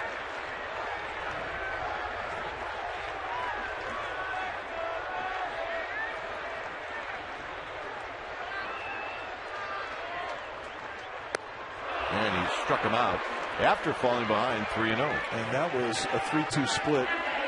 Again, you could not have run her up there and put her in a better place. Set up in the outside corner. Great arm action. Gets him out front, but look at the location. Perfect. Well, Bloomberg Sports, the leader in data analysis, has developed an analytical product being used by baseball clubs, but also a product for fans. Improve your fantasy play or track your favorite players and teams. All you do is go to BloombergSports.com for details.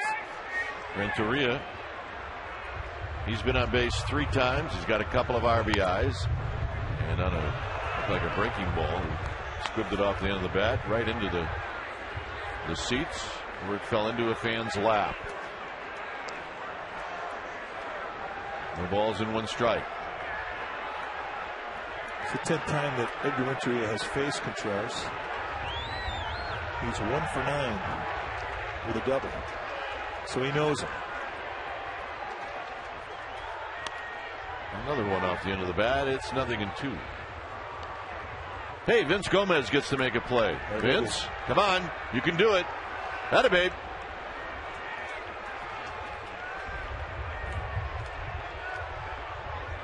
Gotta get Vince in the stool. He wanders a little bit. Somebody keep an eye on Vince. Every time he picks up a foul ball, he runs for office. Put a leash on that guy. Up the middle. Utley will get to it. Utley will make the play. And now we will go to the ninth. Lincecum is coming out. 4-1 Giants.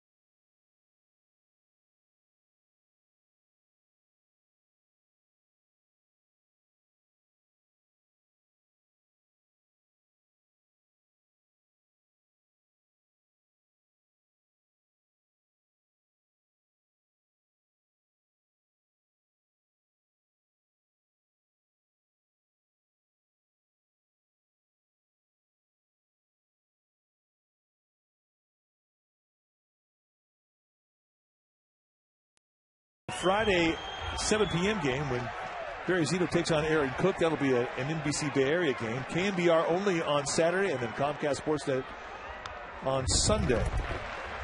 The Rockies coming to town for an inter-division rivalry. Zito, Cook on Friday. Matt Cain will be on Saturday, and Jonathan Sanchez on Sunday. This will be pitch 100 for Lincecum to Greg Dobbs, and Dobbs swings and misses, 0-2.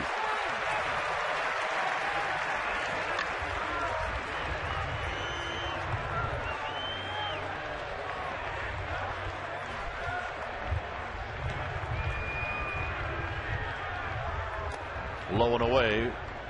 1 ball and 2 strikes.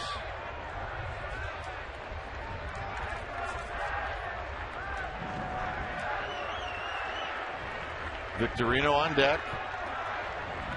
And then Polanco.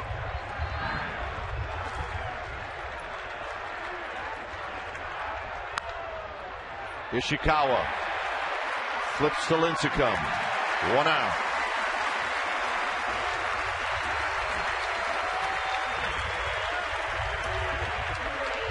The first one's a big one. First one's huge. I was talking about the 9th inning is a little bit different. The more you get there, the easier it gets. Not that it's ever easy. It's come 4-0 so far this year. The last Giants pitcher to start and win 5 games in a month was Jonathan Sanchez in June of 2008. That's going to do it in April. Johnny Burkett. Victorino is 0 for 3 with a couple of strikeouts.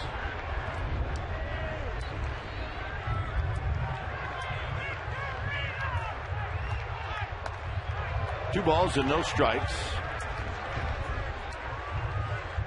Wilson is getting loose in the bullpen. Should be a take strike mode here for the Phils.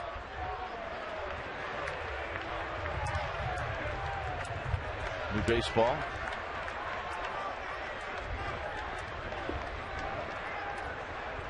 The guy you want to avoid is Utley and Howard.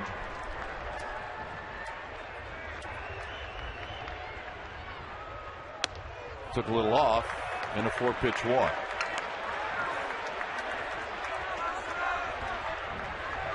Here's Bochy's coming out.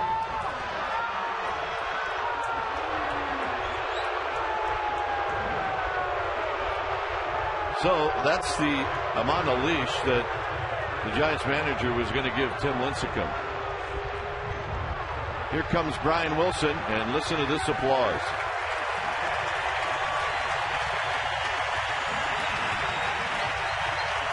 And it's time for a change. Thanks, Speedy Oil Change and Tune-Up. Your oil change tune-up and smog experts.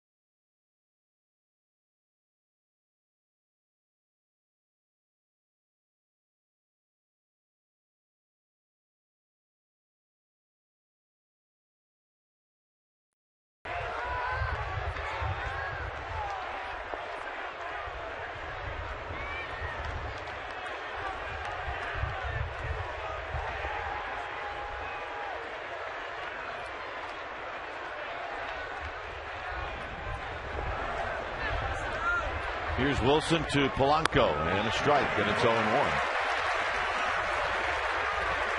So a quick 0-1, and there's the day for Tim Lincecum. Just 4 base runners all day. 3 hits, a walk, 11 strikeouts in 8 1/3. Spectacular outing.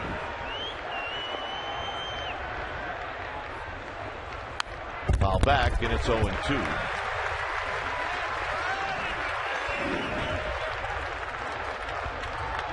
Eighth time he's come into a game, he's been perfect. 4 for 4 in save ops. 9 strikeouts against 3 walks in 7 1/3. Polanco against Lincecum, 1 for 3. Hit into center field, Torres. 2 outs.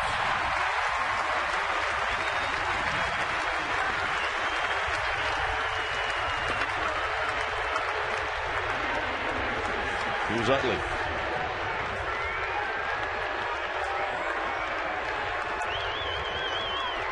Utley is 0 for 3. Hit the ball hard a couple of times. Lincecum did strike Utley out in the 7th.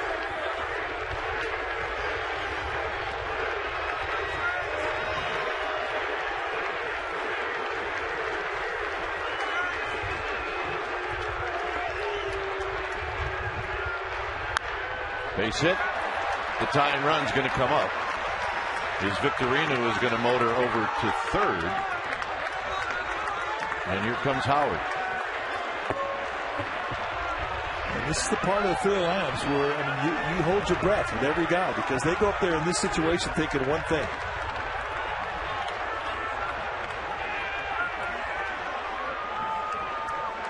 Howard is homered and he's doubled. This was the home run. He got a fastball and hit it to the opposite field. The first pitch fastball challenge, he goes with it the opposite way. Just to give you an idea of just how big and strong he is. That got out of here in a hurry.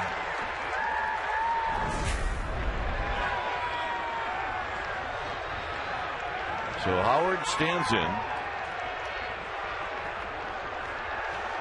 He's 0 for 2 lifetime with a walk against Brian Wilson. Deep in the outfield.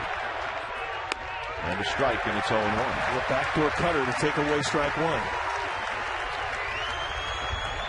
Playing very deep, doubles defense.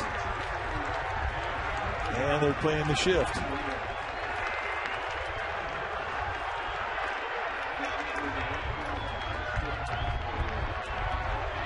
timeout called by Howard as he steps out.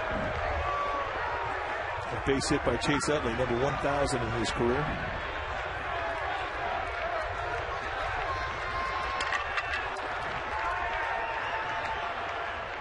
Utley's going to go, and it's outside. Utley will go down to second.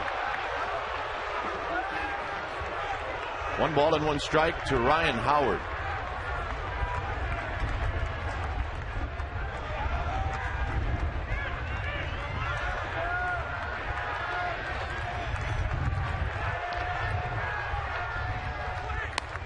High and away. It's 2 balls and 1 strike. 97-mile-an-hour fastball. Worth on deck.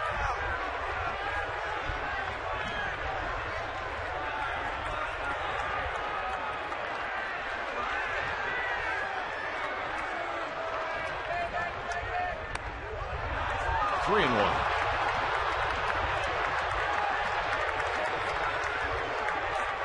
Wilson will go back to the mound and then crawl right back up the hill. Howard 0 for 2 lifetime with a walk. Strike out, a ground out.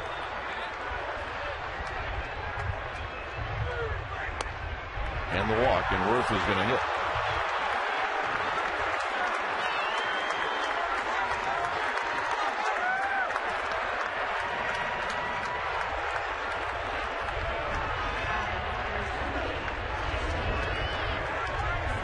Worth is 0 for 3.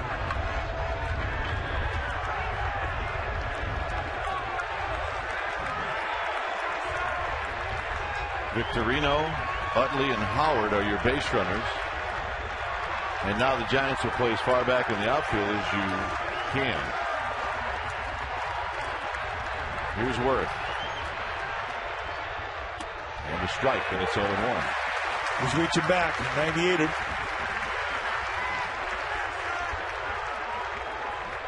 Prevent doubles defense. That's the depth that Kuiper's talking about.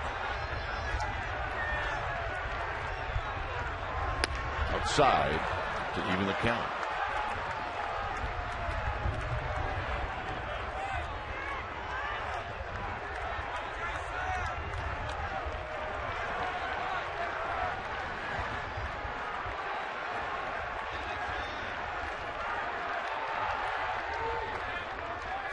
Swing and a miss. 1 and 2. Well, that was the wheelhouse challenge right there. He went right out of his strength. And until you get the 2 strikes, if you're Jason Worth, you're sitting on that fastball. And he threw it right by him.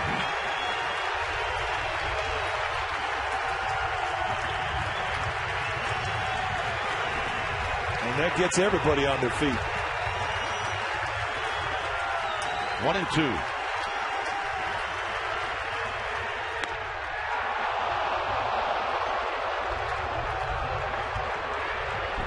Fish are not biting.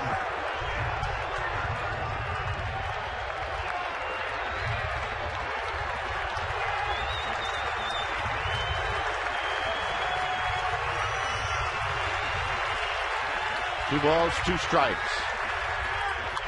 Foul back. Ooh.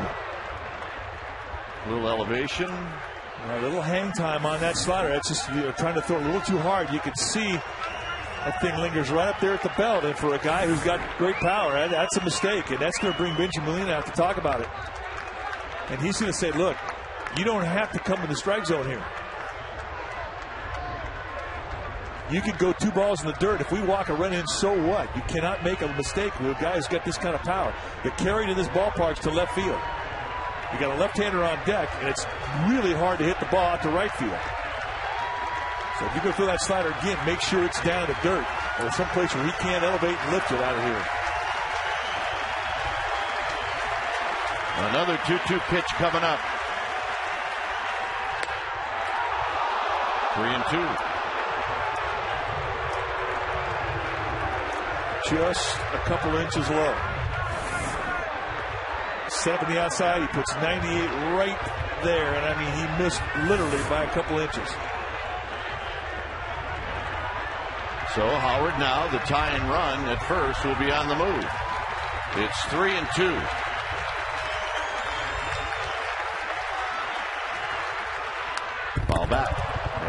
at him.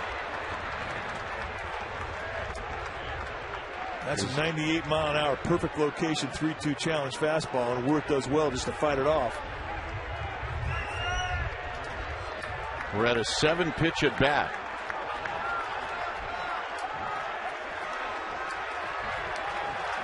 Three balls and 2 strikes.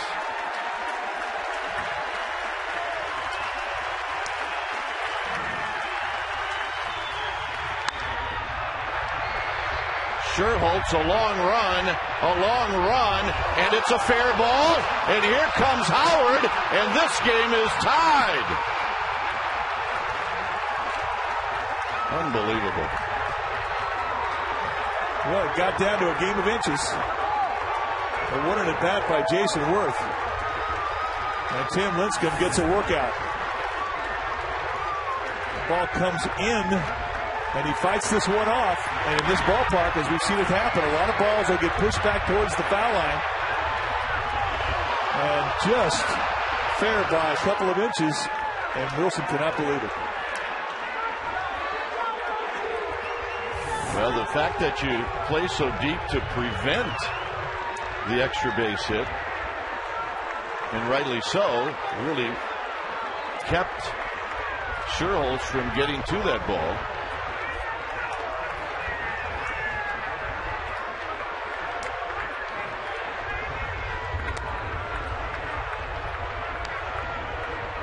As the hitter is going to be Juan Castro.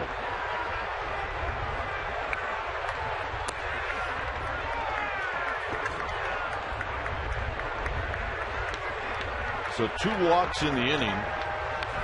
Lincecum walked Victorino with 1 out, and he scored. And Wilson walked Howard, and he scored. And now Castro will bat with the lead run in scoring position.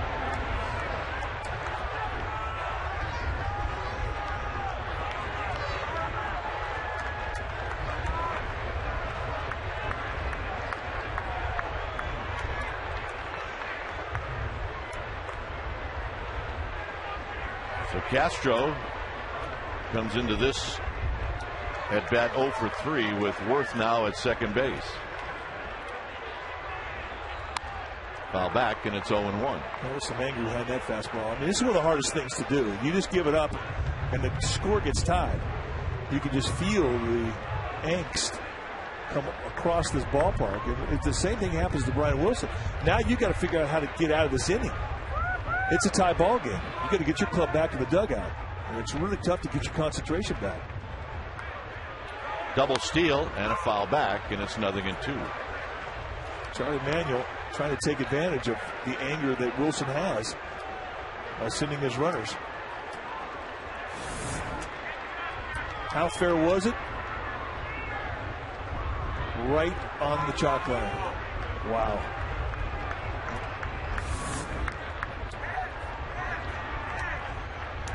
Oh, 2.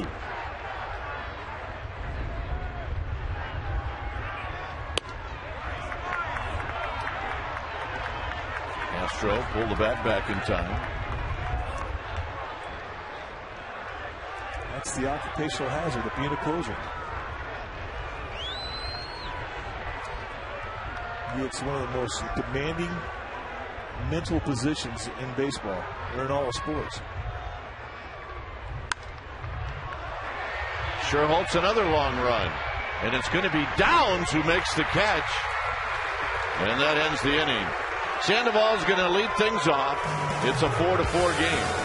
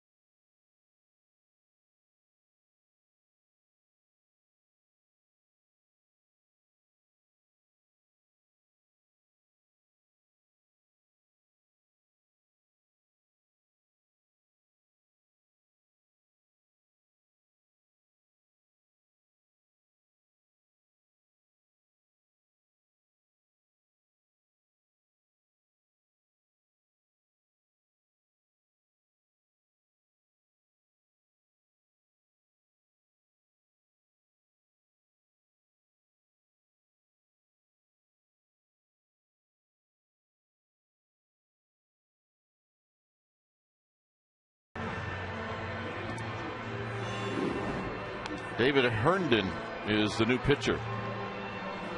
Herndon, there's his body of work. 6'5", 230-pounder. He's a Rule 5 guy.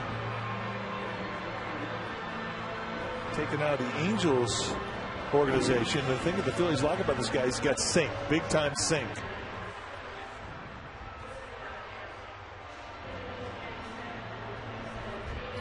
Well, Worth put one right on the foul line in a perfect spot. Valdez is the new shortstop.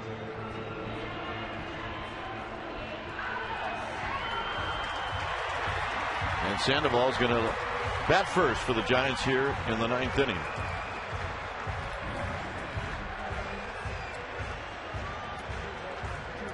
With Herndon, you're going to see a lot of sink, a lot of ground balls when he's right. He's also going to be a guy that pounds the low part of the zone, and we all know that the Giants have some good low ball hitters coming up this inning. Guy in the box is one of them. Sandoval out of play on the first pitch.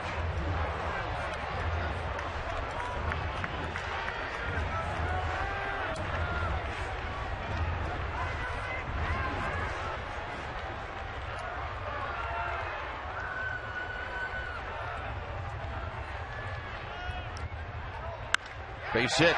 Sandoval attacking that pitch away and hammering into left field. And here's Ishikawa. Well, now it's decision time. You know, the Giants have had a problem hitting into double plays. And Herndon is a guy who throws a lot of ground balls. It's up to Bochy now as to whether or not he wants to give up an out to move Sandoval into scoring position. Well, Ishikawa also a pretty good low ball hitter.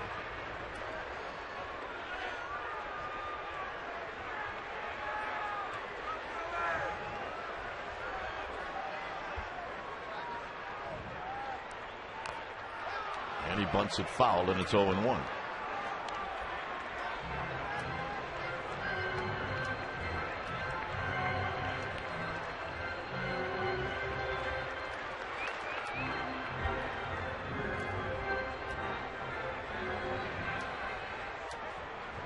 Sandoval at first.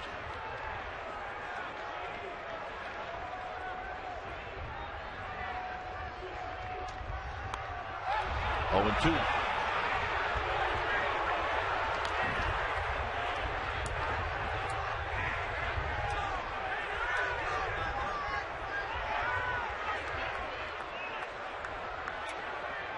That pitch was up. Not an easy pitch to bunt. Well, I don't think he's going to see a bunt sign here in this 2-strike situation.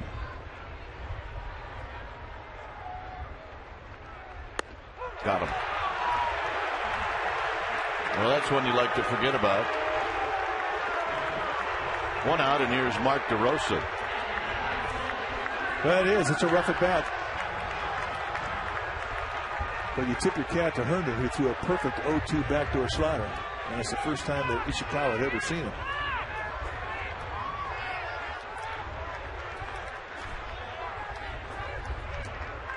Here's DeRosa.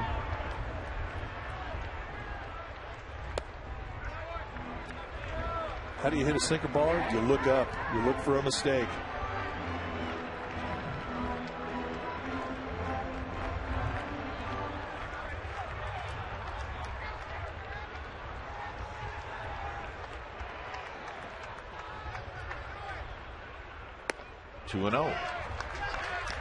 Well, now, do you send the runner?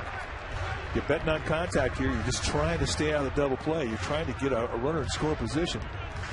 DeRosa, a good contact man, sitting in the driver's seat 2-0. He's seen the sink. He's seen the slider.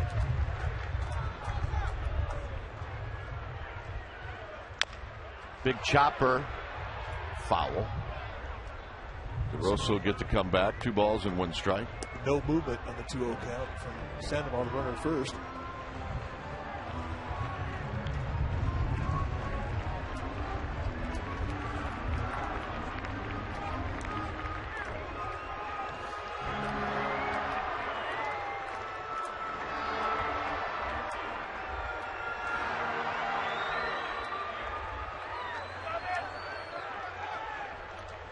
Rosa has a great swing to beat a sinker. It's inside out. It's to right field. And the runner goes. And it's slowly hit to third. Charging is Polanco.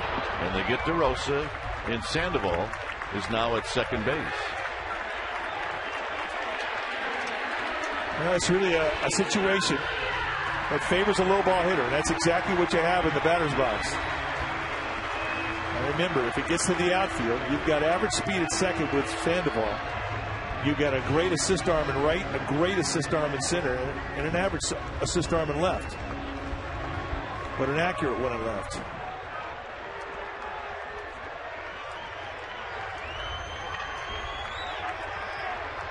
Benji Molina, 2 for 3. Off the plate.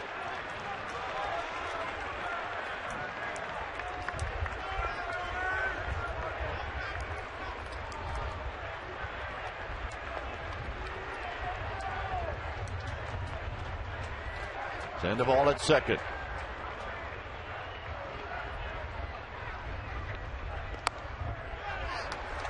Two and 0. Tried to shade that outside corner.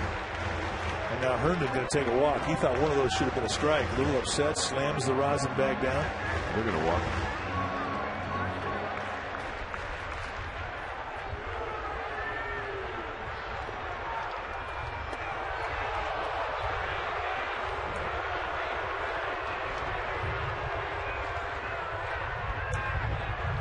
Downs has had some pretty good swings. Hit a home run last night.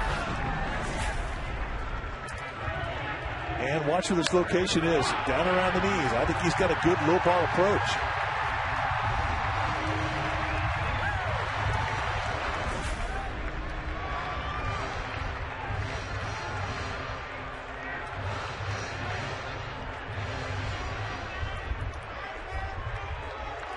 Sandoval at second, Molina at first. 2 outs here in the bottom of the ninth. Herndon at 7 2/3 this innings this year. He's given up 18 hits, and that was kind of his MO in the minor leagues. He gives up a lot of hits. 0-1.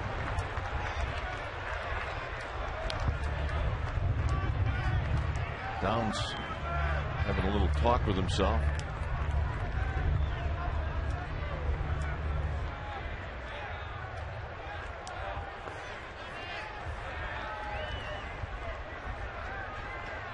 Open stance for Matt Downs.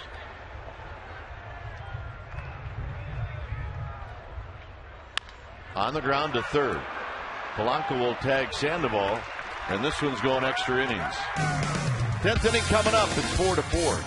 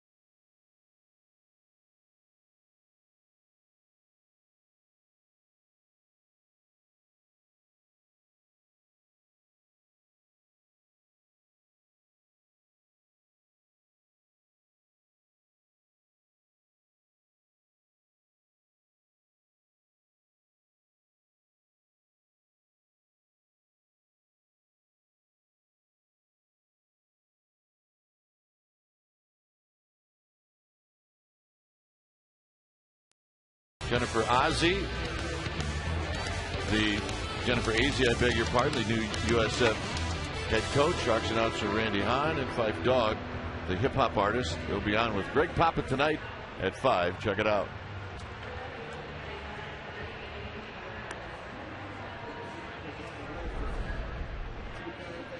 New pitcher for the Giants is going to be Jeremy Affeldt that worked things here in the top of the 10th. 4-4 tie. We're knotted up. Late inning heroics by the Phillies to send this game to extra innings. And it has now become a bullpen game. The numbers for Affeldt, his 8th appearance of the year. 7 hits allowed in 8 innings. Fastball, curveball, changeup pitcher. 5 strikeouts against 4 walks. Couple of big flies allowed, unlike him. Here's Schneider, the catcher, takes a strike.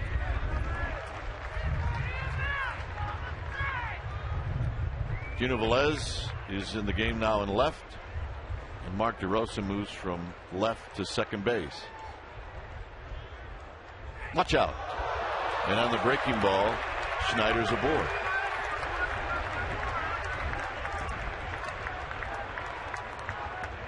Now this sets it up nicely for Charlie Mania, because now he can use Valdez to try to bunt.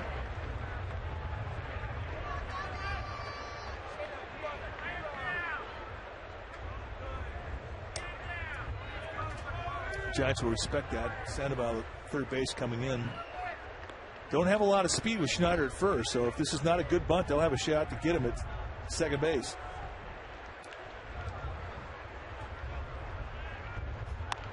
There's the bunt, and this is a good one and a tough one. And Affeldt made a great play, and DeRosa made an even better one. Wow. Affeldt had to bring some heat, and I'm not sure if Mark DeRosa saw the ball leave his hand. He was kind of obstructed from Valdez, who was on the right side of the foul line. If the ball hit him, he would have been okay. So Affeldt bringing some gas, and DeRosa hanging in there long enough to make the play. That was scary. Talk about a great bunt. Wow. Here's Victorino. Victorino 0 for 3. And that fastball is a belt-high strike. Victorino didn't think so, and it's 0-1. Saying, okay, great. Hasn't been a strike all day. Now we're in extra innings. It's a strike. You're killing me, Dana. Dana to move the plate umpire.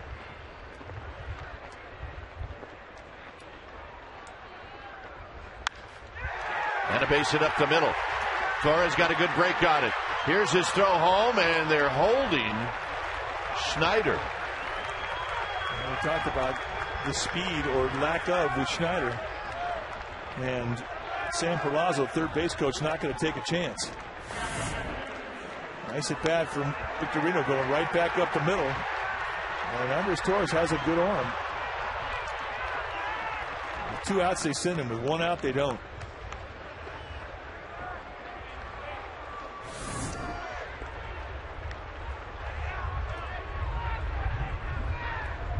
Here's Polanco. Polanco is 1 for 4.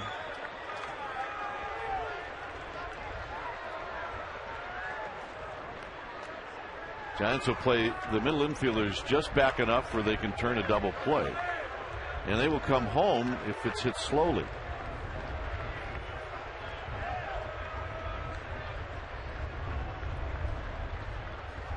And a strike on the breaking ball. Talk about how good of a situational hitter is Placido. How good of a hitter Placido Polanco is in these scenarios. He's very, very good. Contact hitter. One of the toughest outs in the game. In situations like this.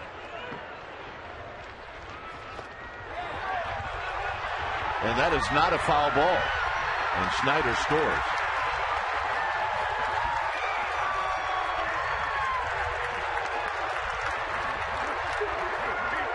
And you know he didn't get crossed up. There was no runner at second. Sets up on the inside corner. And this thing just takes off on Benji Molina. Now they've ruled it a wild pitch. And you talk about stomach punching a crowd, and right away, David Getty going to come out and try and calm down Jeremy Affeldt.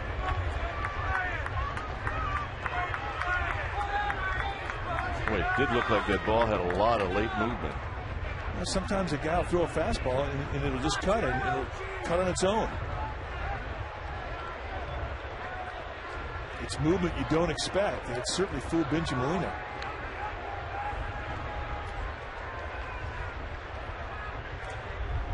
That ball just took off.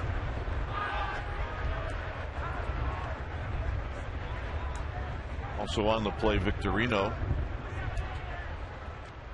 is now in scoring position at second. Well, they have to pay attention to him. He will steal third.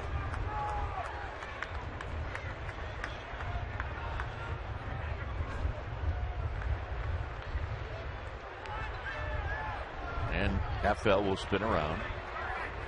I think that was one of the messages that Dave Righetti said, and calm him down. He also pointed out the necessity to hold Shane Victorino close at second base.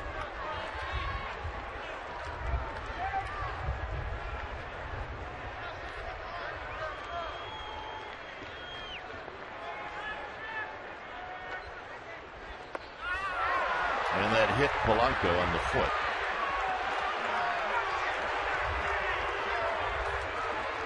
It's tough to lose a guy 0-2.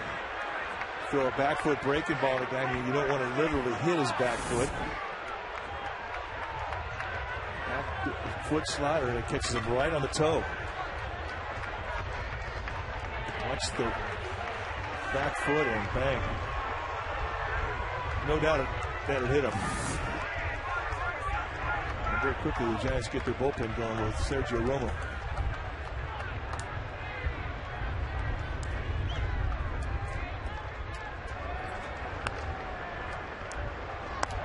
Here's Utley. Utley singled in the ninth inning, 1 for 4.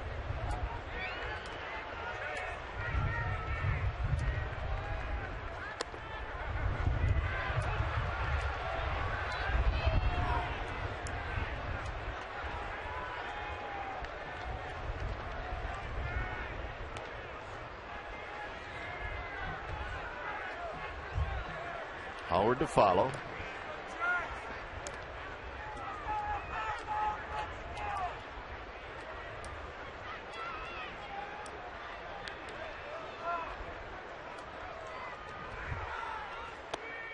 Two balls and no strikes. I felt right now having a tough go of it, trying to find home plate. A little out of sync, but I mean, right now he's got movement that's just got a mind of its own.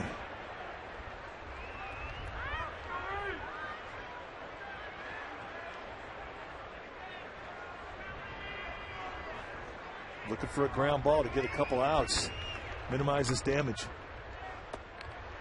3-0.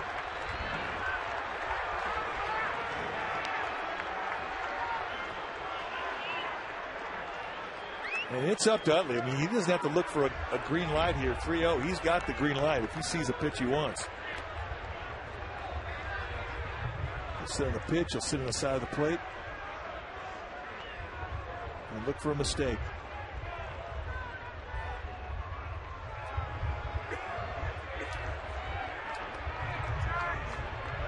Utley's got a couple of lifetime hits off of Affeldt, and one of those hits has left the park. 3-0 to Utley with Howard on deck.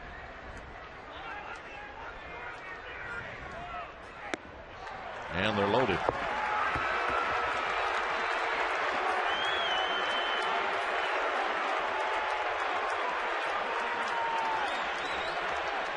The Giants fans are just not used to seeing the bullpen struggle. Up until the ninth inning, the Giants bullpen this entire homestand has not given up a run.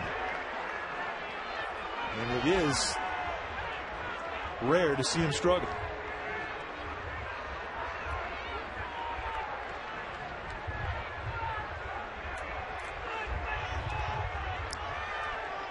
Howard has been on base 3 times.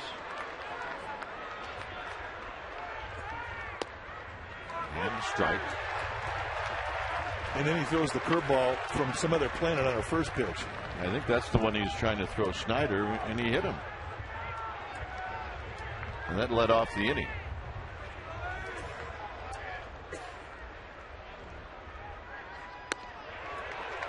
Oh, 2. Those are nasty hooks right there. And just take a little bit off. Didn't try to throw it quite as hard. Sometimes when you muscle up on a breaking ball, you overthrow it and you kind of throw through its break, and it just doesn't have time to do much.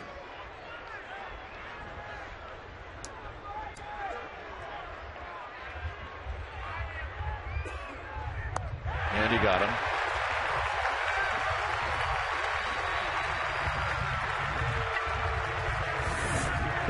Curveball, and then an 0-2 pitch, curveball, and that's a quick 3-pitch see ya.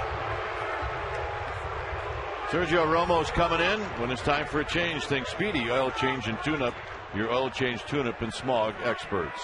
We'll be back.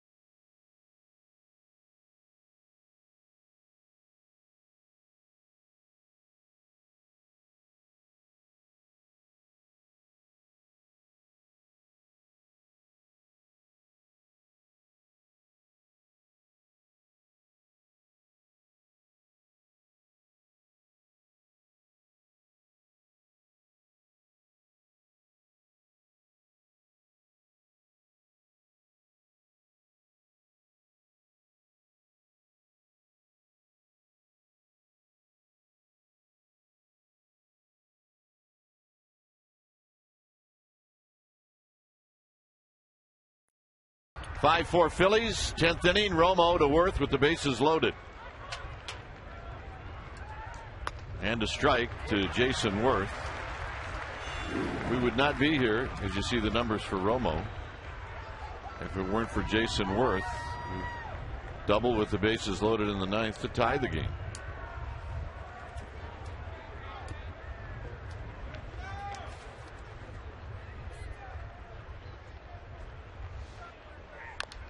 Slowly hit, nothing in 2. This is a 3-2 pitch. Outfield is playing very deep. Check out where this ball landed. Right on the foul line. And Brian Wilson cannot believe it.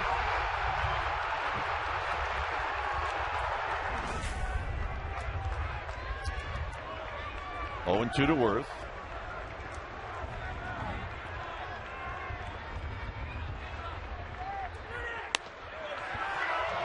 And again, Romo, who does it once in a while, kind of clipped his foot, and he locks up that knee. Now watch, if you can, the left foot kind of buckle. It's a little torque in there. We saw it happen in spring training, and when it happened, he came right out of the ballgame. And he said, well, I could have stayed in. And spring training is not the time to prove your manhood when you have a little tweak to your knee. But right now, they know he's fine. Good to go. And he gets Worth. Giants have work to do. It's 5-4 Phillies.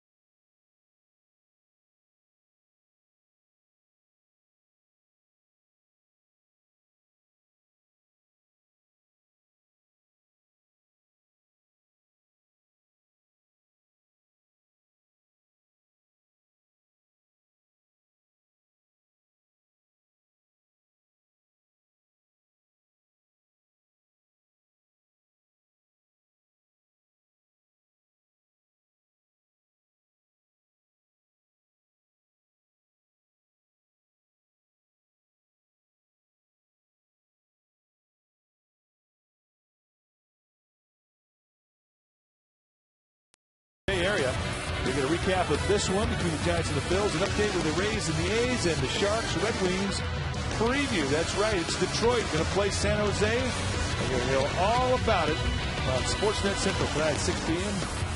Join Mindy Bach and Scott Reese only on Comcast Sportsnet Bay Area.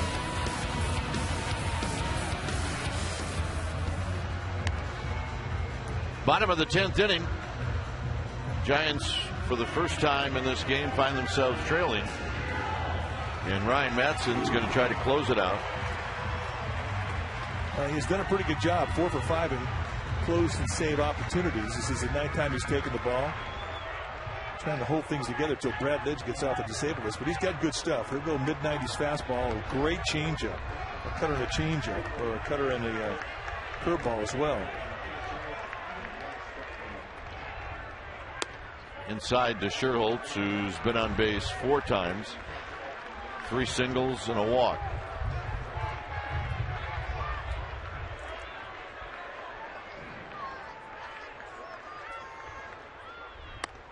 There's a strike about belt high to Nate Sherholtz. Velez to follow, and then Andres Torres.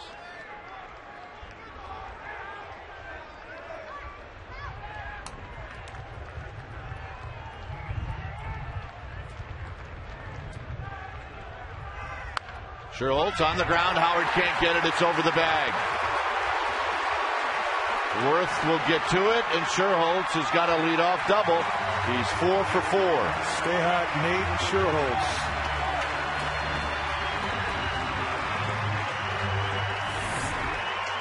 This is the way to energize your bench. 1 run down in an extra inning scenario. You take a fastball and you rake it right past Ryan Howard. And they were protecting the line. That's how hard this ball was hit. Howard did not have time to even fall down to get it. And see the bat head come through the zone. The great balance in the swing. The head stays still. When the guy's hot, they all look like that. Now the history for Velez is he has tough times sometimes trying to lay down a sacrifice bunt. He doesn't show early. He tries to show late, and that's. And it's a foul out of play.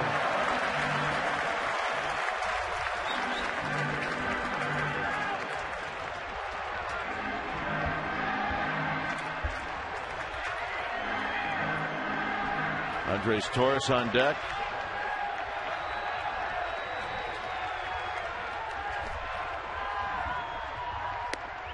Oh, 2. And that's the changeup of Ryan Matson. I mean, it's a good one.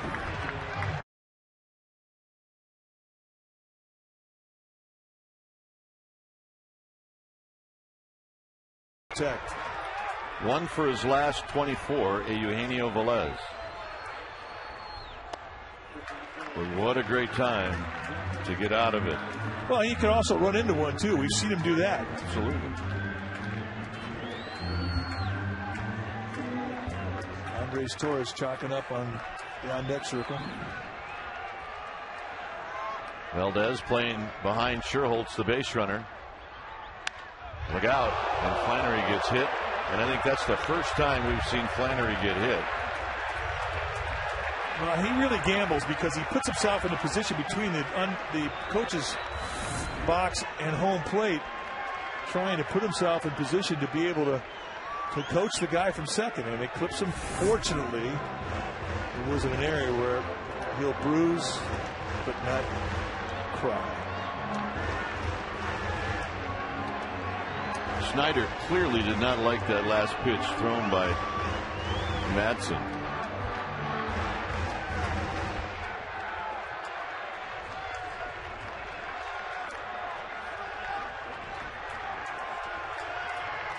It's 1-2 to Valdez. Pulled on the ground. Utley will have to hurry, and they get him. And Sherholtz goes to third. Nice at bat. Gino Velez coming up with a good situational AB. If you can't bunt him over, hit a ground ball to the right side. Well, that ball, I think, hit the lip and flattened straight out.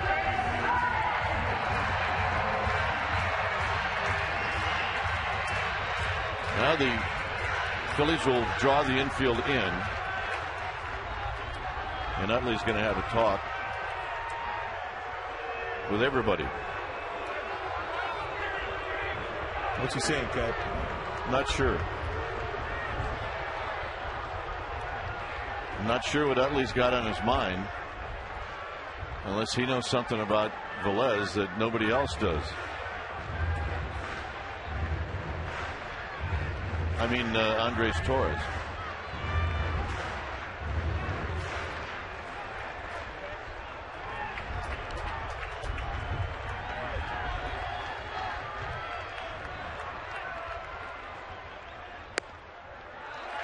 Tries to cut him in with the first pitch, misses just a little bit inside. That's how he uses that cutter to steal a strike, and when he falls behind with it, it's kind of a wasted pitch. He wants to get to a 2-strike before he throws you that changeup if he can, but he can't do that now. And there is that changeup. It's a swing and miss pitch. It's a good one. Well, the only good thing for Andres Torres is that he's seen it now.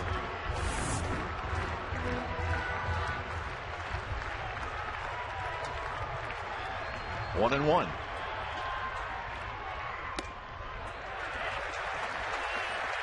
So pretty good takes right there. I mean, that's not an easy take. That's not a big break on that cutter. He's putting it right there in the inside part of the plate. And you're looking for a good pitch to hit. Those are pretty good shavers thrown by Madsen. Well, Utley might have been talking to Madsen about the squeeze. 2-1. This is going to work. And it's tied.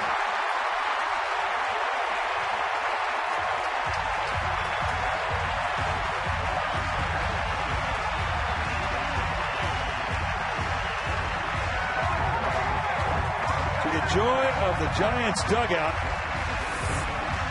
Goes right inside with the fastball. The first fastball he's seen. He breaks the bat with an infield drawn in.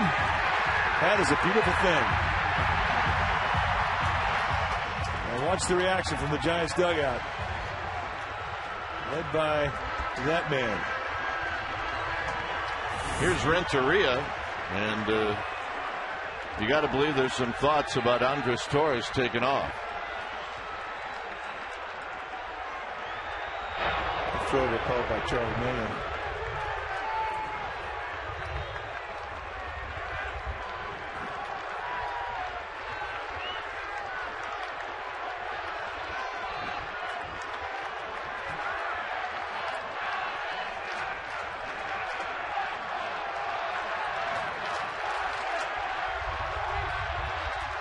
Renteria tried to sneak attack Polanco at third, and he fouled it, and it's 0-1. Not a bad idea. Polanco was giving it to him.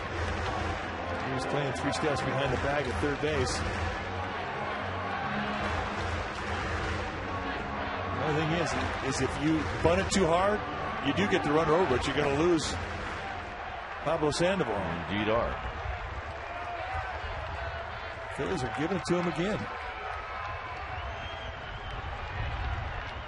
Torres goes, swinging a foul. Then it's 0-2.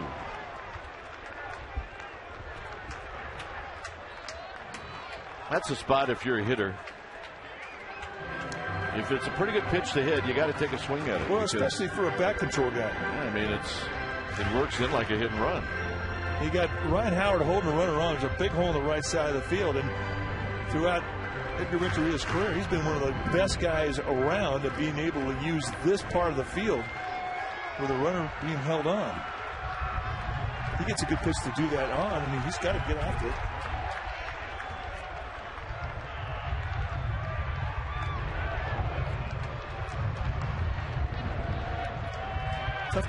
Tough count to steal on because it's such a good pitch out count.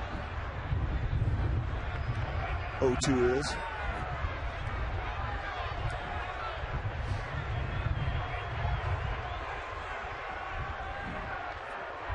Torres goes. Pitch is high. Throw down to second. And Utley didn't tag him. He didn't get there in time. Wow, the throw was there.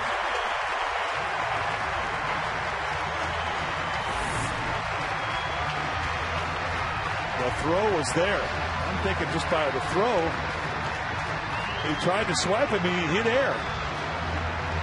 Torres takes the outside route, the right field side of second base, and in doing so, steers clear of the swipe tag from Utley. There you see him take the outside path, and Utley comes up with air. Utley tried to hold his position a little too long.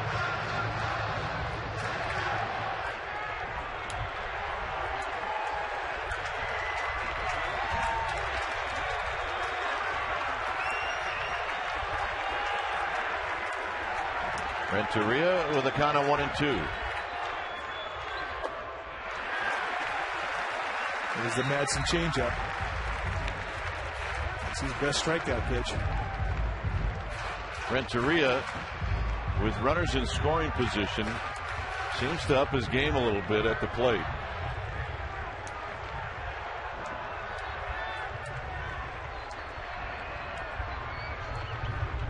On the ground, it'll be Utley from the edge of the grass, and Renteria's retired.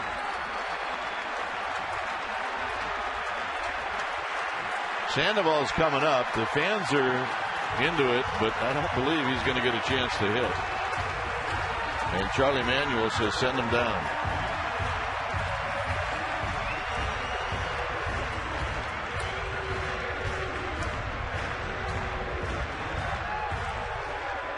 You're going to hear a pretty good sound of unhappiness here in a minute. Yeah, this will be a very unified boo.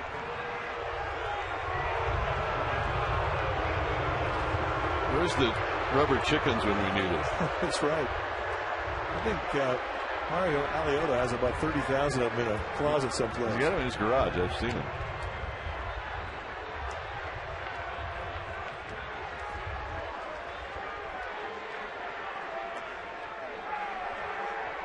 I think Schneider went out to Madsen and said, you know, you better make sure this one is about at least 4 feet away from home plate, because if it's 3 feet or close, this guy will hit it. Travis Ishikawa has a chance to be a hero. Trying to bunt in the 9th inning, he struck out.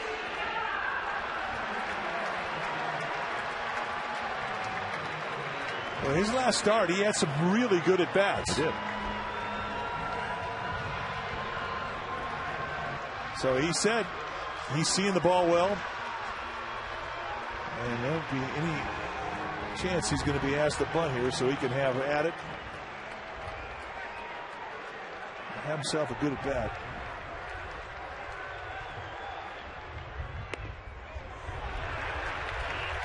The Phillies will let Sandoval go to second if he wants to.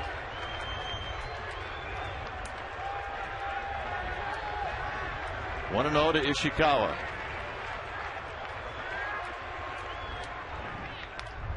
Off the end of the bat, 1 ball and 1 strike. There was the changeup. Giants have tied it up here in the 10th. They can send everybody home happy by getting in Andres Torres, who's on third.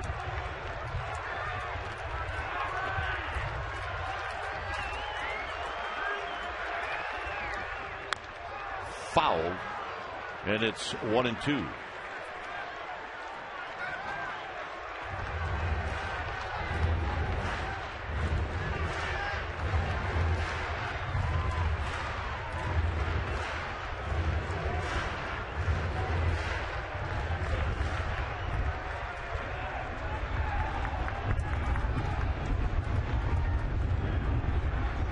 One and 2 to Ishikawa.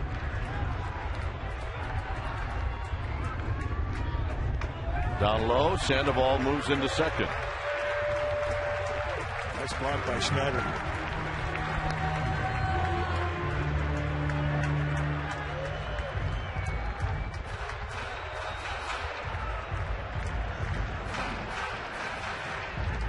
Giants trying to go to 13 and 8. The Phillies trying to avoid a sweep. 2 balls, 2 strikes. Popped up and into the seats.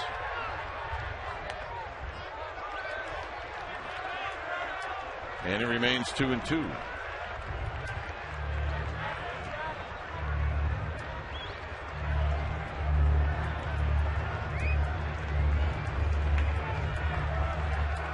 Matson standing tall on the mound. Ishikawa planted firmly in the batter's box.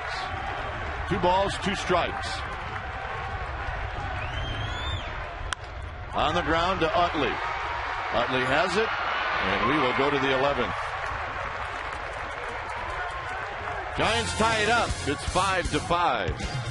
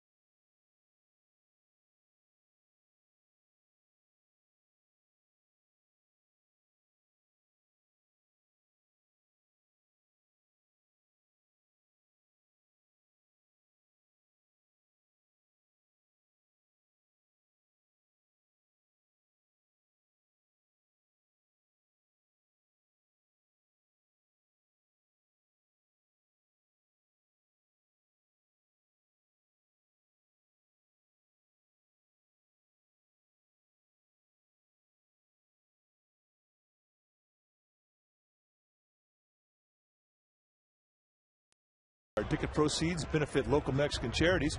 The $20 special event ticket will include the pregame fiesta, the Luchador Lou bobblehead. If you want tickets, here's how you get them. You go to sfgiants.com/special events and come on out.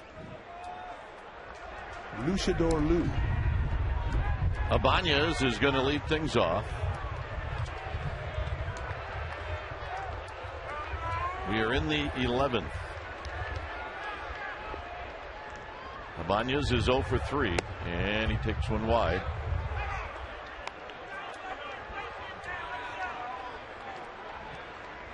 Romo, who struck out Worth to end the 10th, is now on the mound.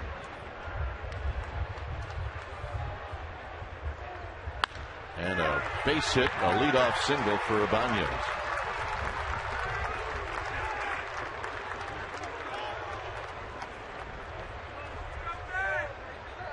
It's Ibanez's first hit of the series.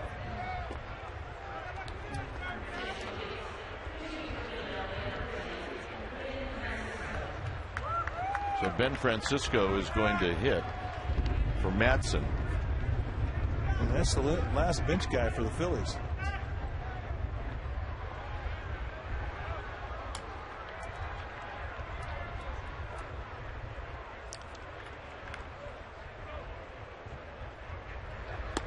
Strike. A little frisbee slider, and it's 0-1 to Francisco.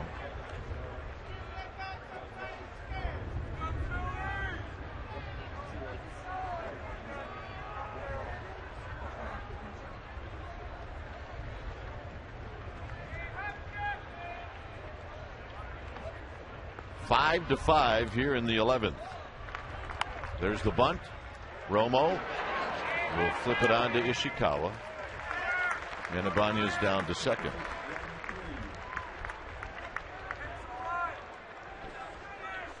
So fundamental baseball being employed by both teams perfectly. And here's Snyder. Bullpen should be okay. Runzler threw an inning last night. Metters threw an inning. Wilson and Affelt have pitched in this game. low and away to Snyder.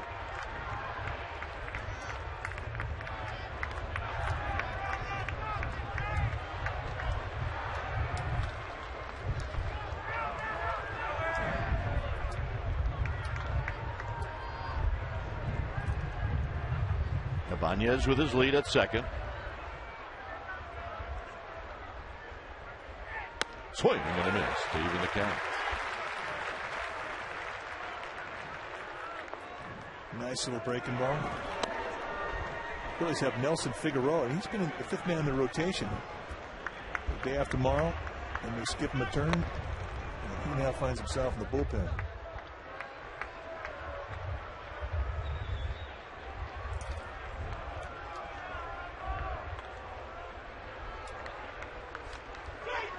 Snyder was all over that one, and it's 1-2. That pitch definitely had some hang time on it. A little elevation as well. Snyder putting a good rip on that one.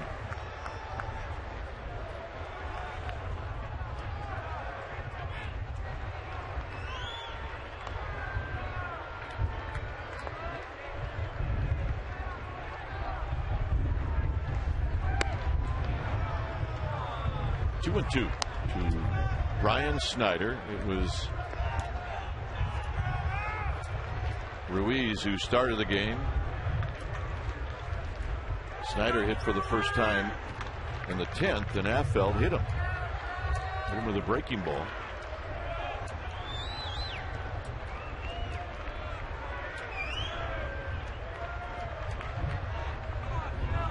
Romo taking a long time, being very deliberate. And he got him. Back foot slider, perfect location with it. And I like that when guys take time, especially in 2-strike counts, runners in scoring position. That hitter will get antsy. You can outweight him. And here he goes right out of the strike zone, as by design. Such great creativity with that. Go inside, outside. As much command with that breaking ball as he does the fastball. Here's Valdez.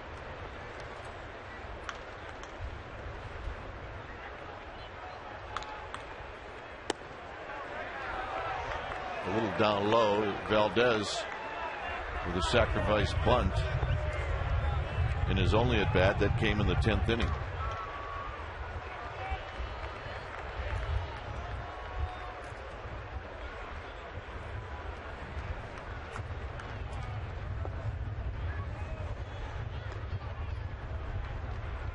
Swing and a miss.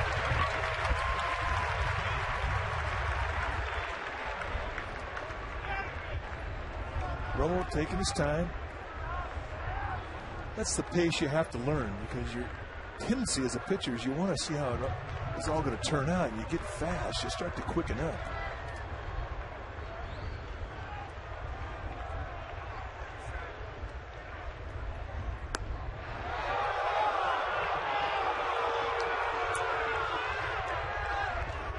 A lot of fans thought this was a strike, just a bit inside. I want to make a habit of hanging him up over the outside of the plate, especially after you watched that swing at the first strike. It was on the outside corner. He wasn't close. Well, if you're Romo, you just don't want to see Victorino coming up. You do not. And that's why Valdez should see a pretty good pitch right here. At least something in the strike zone.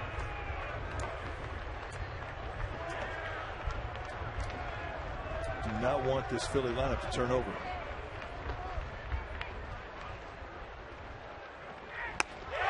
Three and two.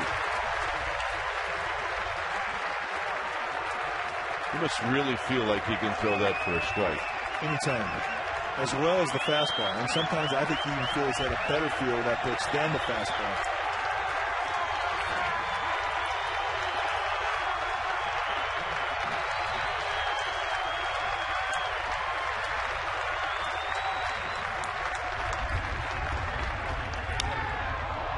To left field. Velez giving chase. Velez can't get it. It's off the top of the wall. And Valdez with a double, and the Phillies one more time take the lead.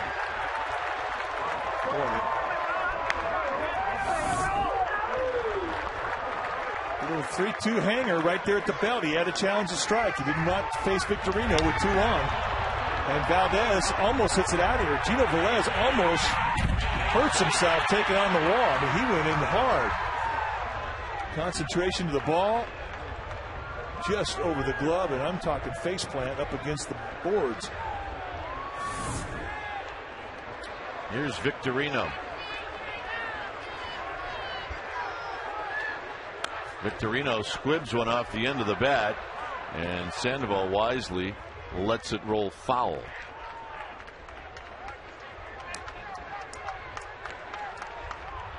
Well, with Valdez, I got to tell you, I did not see that one coming. I did not. As bad as he looked on the first and second strike, swinging through breaking balls. And I think maybe that's exactly what Romo was thinking, too. All he had to do was flip one up there. But like in the other hanger, it's a hittable pitch. And Valdez came up big on it. Almost spanked it out of here.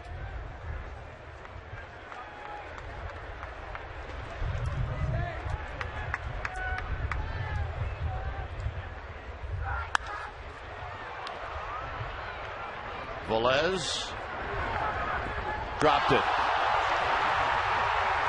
Coming in to score is Valdez, and it's 7-5. It'll be an error on Eugenio Velez. Now, this is an embarrassing error for any player. All the time in the world, one-handed, and it didn't even get close to the pocket. He hits him right on the little finger. And this is a gut punch, boys and girls. I mean, he watches it right into the glove. Everything's going great. He just misses it. And here's Polanco.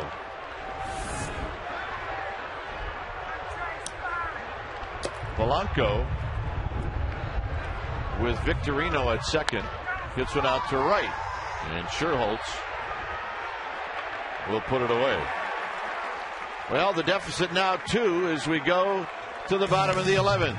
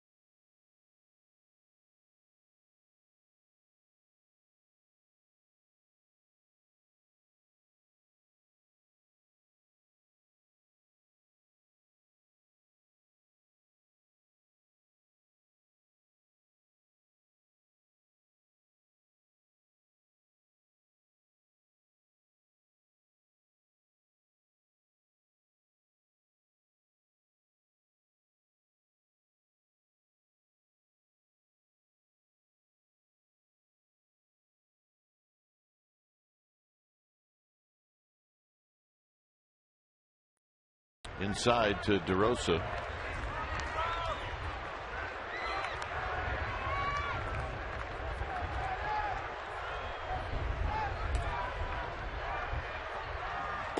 Two balls and no strikes.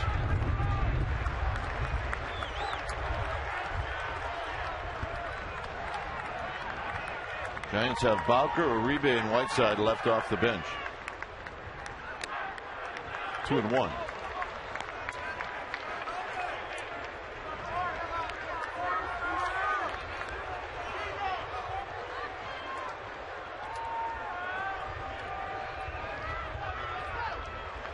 Foul back, 2-2.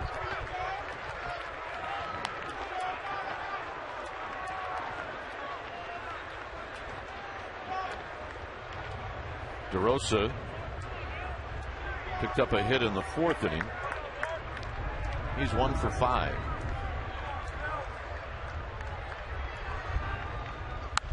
And he will shoot this one into the first row of the club level. Giants fan guy right there. Starting to get a little dark around here, Mike. It is. Been threatening clouds starting to creep in. DeRosa, little pop-up that Victorino broke back, and now it's going to be Worth in front of Victorino for out number 1.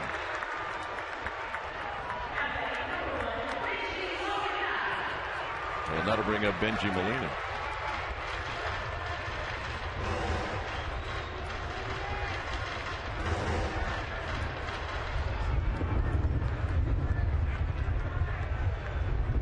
For 3, a couple of walks for Benji Molina.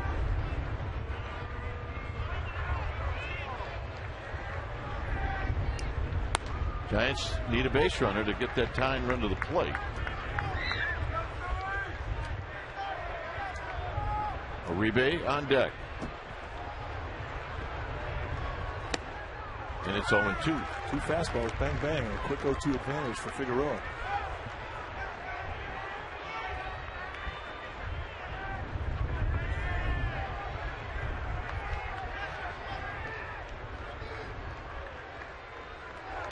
Molina sends a pop-up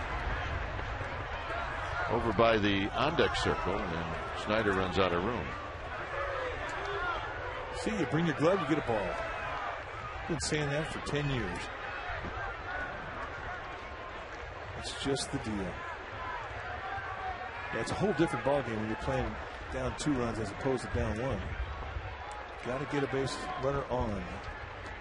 Got to create some opportunity. Get that time, run up to the plate. That's your goal this inning. First goal.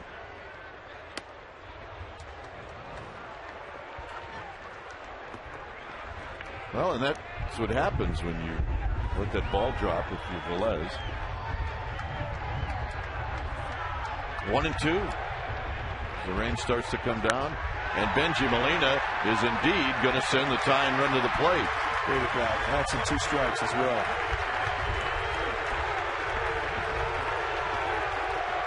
And here's Uribe.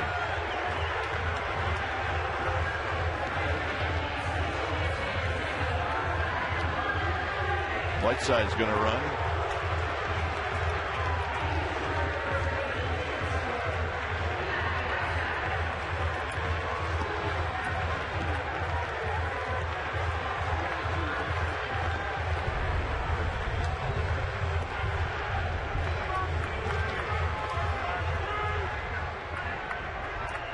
So Whiteside, the pinch runner.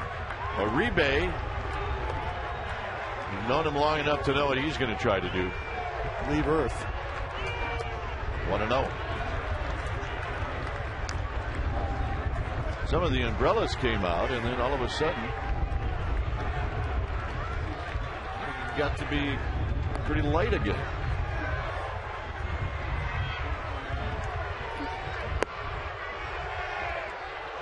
Look out. 2-0.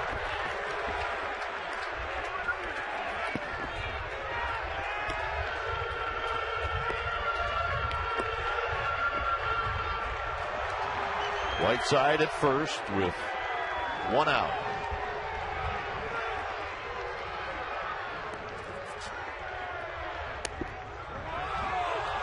didn't have to be strike. 2 balls and 1 strike. Definitely pitch your strike. Better the first strike than the third strike. But if you're Uribe, at least you know what the rules are and where that strike zone ends. Up the middle, off of Figueroa. Howard will backhand flip to nobody. And Whiteside will go to third. Don't go away just yet, folks. Got to be in an error, then a base hit and an error on Howard. Ball right off of the left, I believe it was the left leg of Figueroa. And Ryan Howard, had he made a more accurate throw, they may have had a chance to get Uribe. But the errant throw ends up allowing Eli Whiteside to get the third. And now, not only do you have time run at first base, you got the winning run coming up in the box. And the hottest man on the planet stepping in. And you got a guy on deck that he may, in the end, have a chance to do something, to make up for a drop fly ball. But first, it's Sherholtz.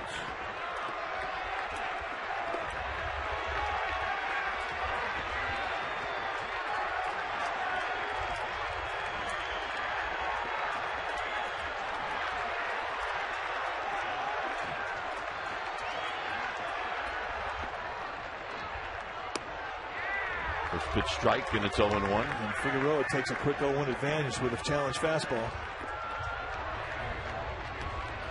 Whiteside at third. Uribe at first.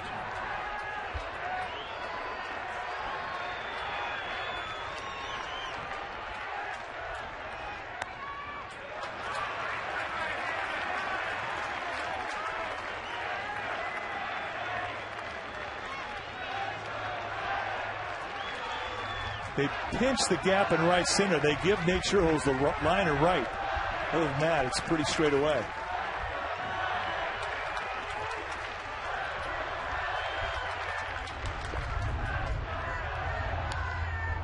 A 1-2.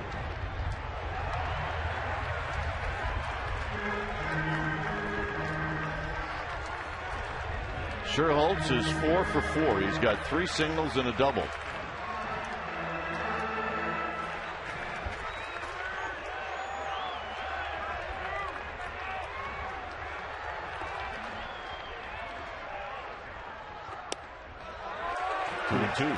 That's a good pitch. Not an easy one to take, and that's really the last year's scout report. This used to be an Achilles heel with Nate Sherholtz, and not anymore.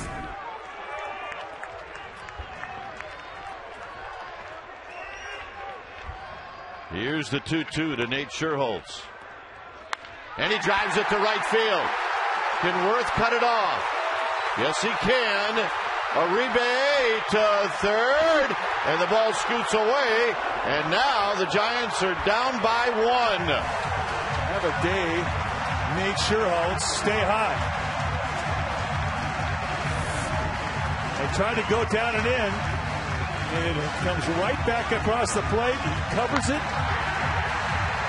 and then it's just a matter of who's going to score and how far Sherholtz is going to get. And they wind up with runners at second, third, 1 run down, 1 out, and watch the teammates in the dugout.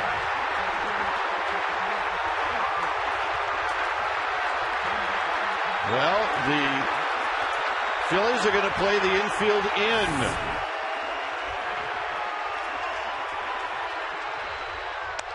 One and 0.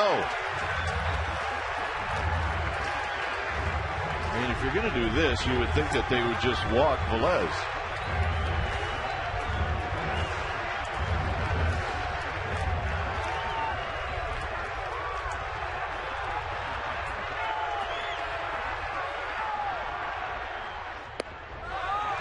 And no strikes. That may be what they're doing, the intentional walk. Although you usually would have a manager or pitching coach come out there and tell the guy on the mound what he wants. Granted, Figueroa's been around the block a while.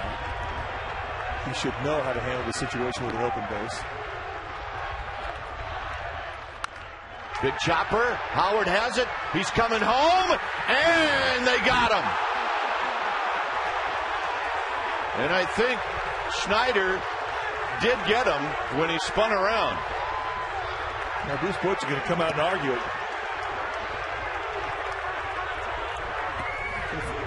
A very nice play from Ryan Howard. And Bruce Bochy going to talk things over with Dana DeMuth.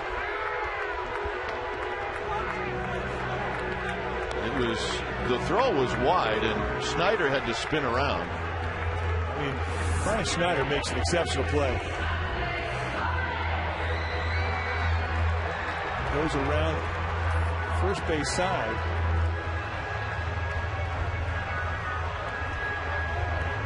And he got him. The advantage was that Schneider had all the time in the world to get in position.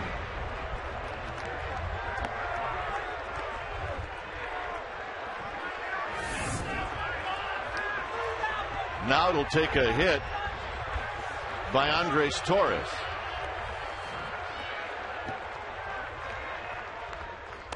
Outside and high, 1 ball and no strikes.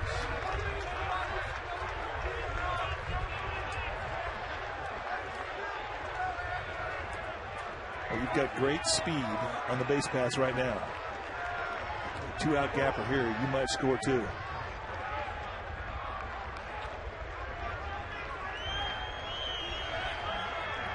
Talked about how hot Nate Scherholz is. Andre Torres could be talked about in that regard as well.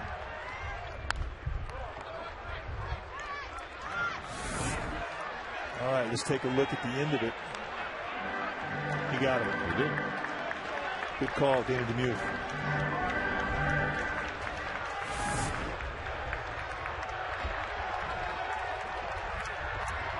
One and one to Andres Torres.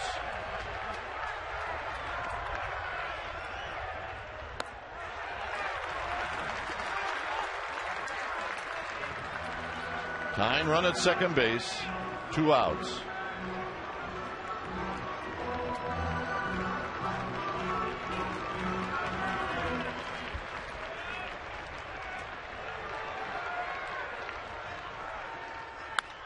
Out of play, it's 2-2. And we're playing Andres Torres a little shallow in right field. Now, Jason Worth knows there's a wind.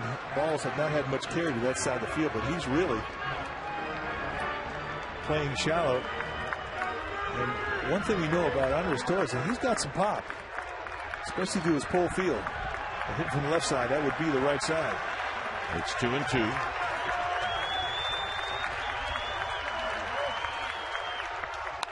On the ground, Utley. This should do it, and it does. And the Phillies come back and take the final game of this 3-game series.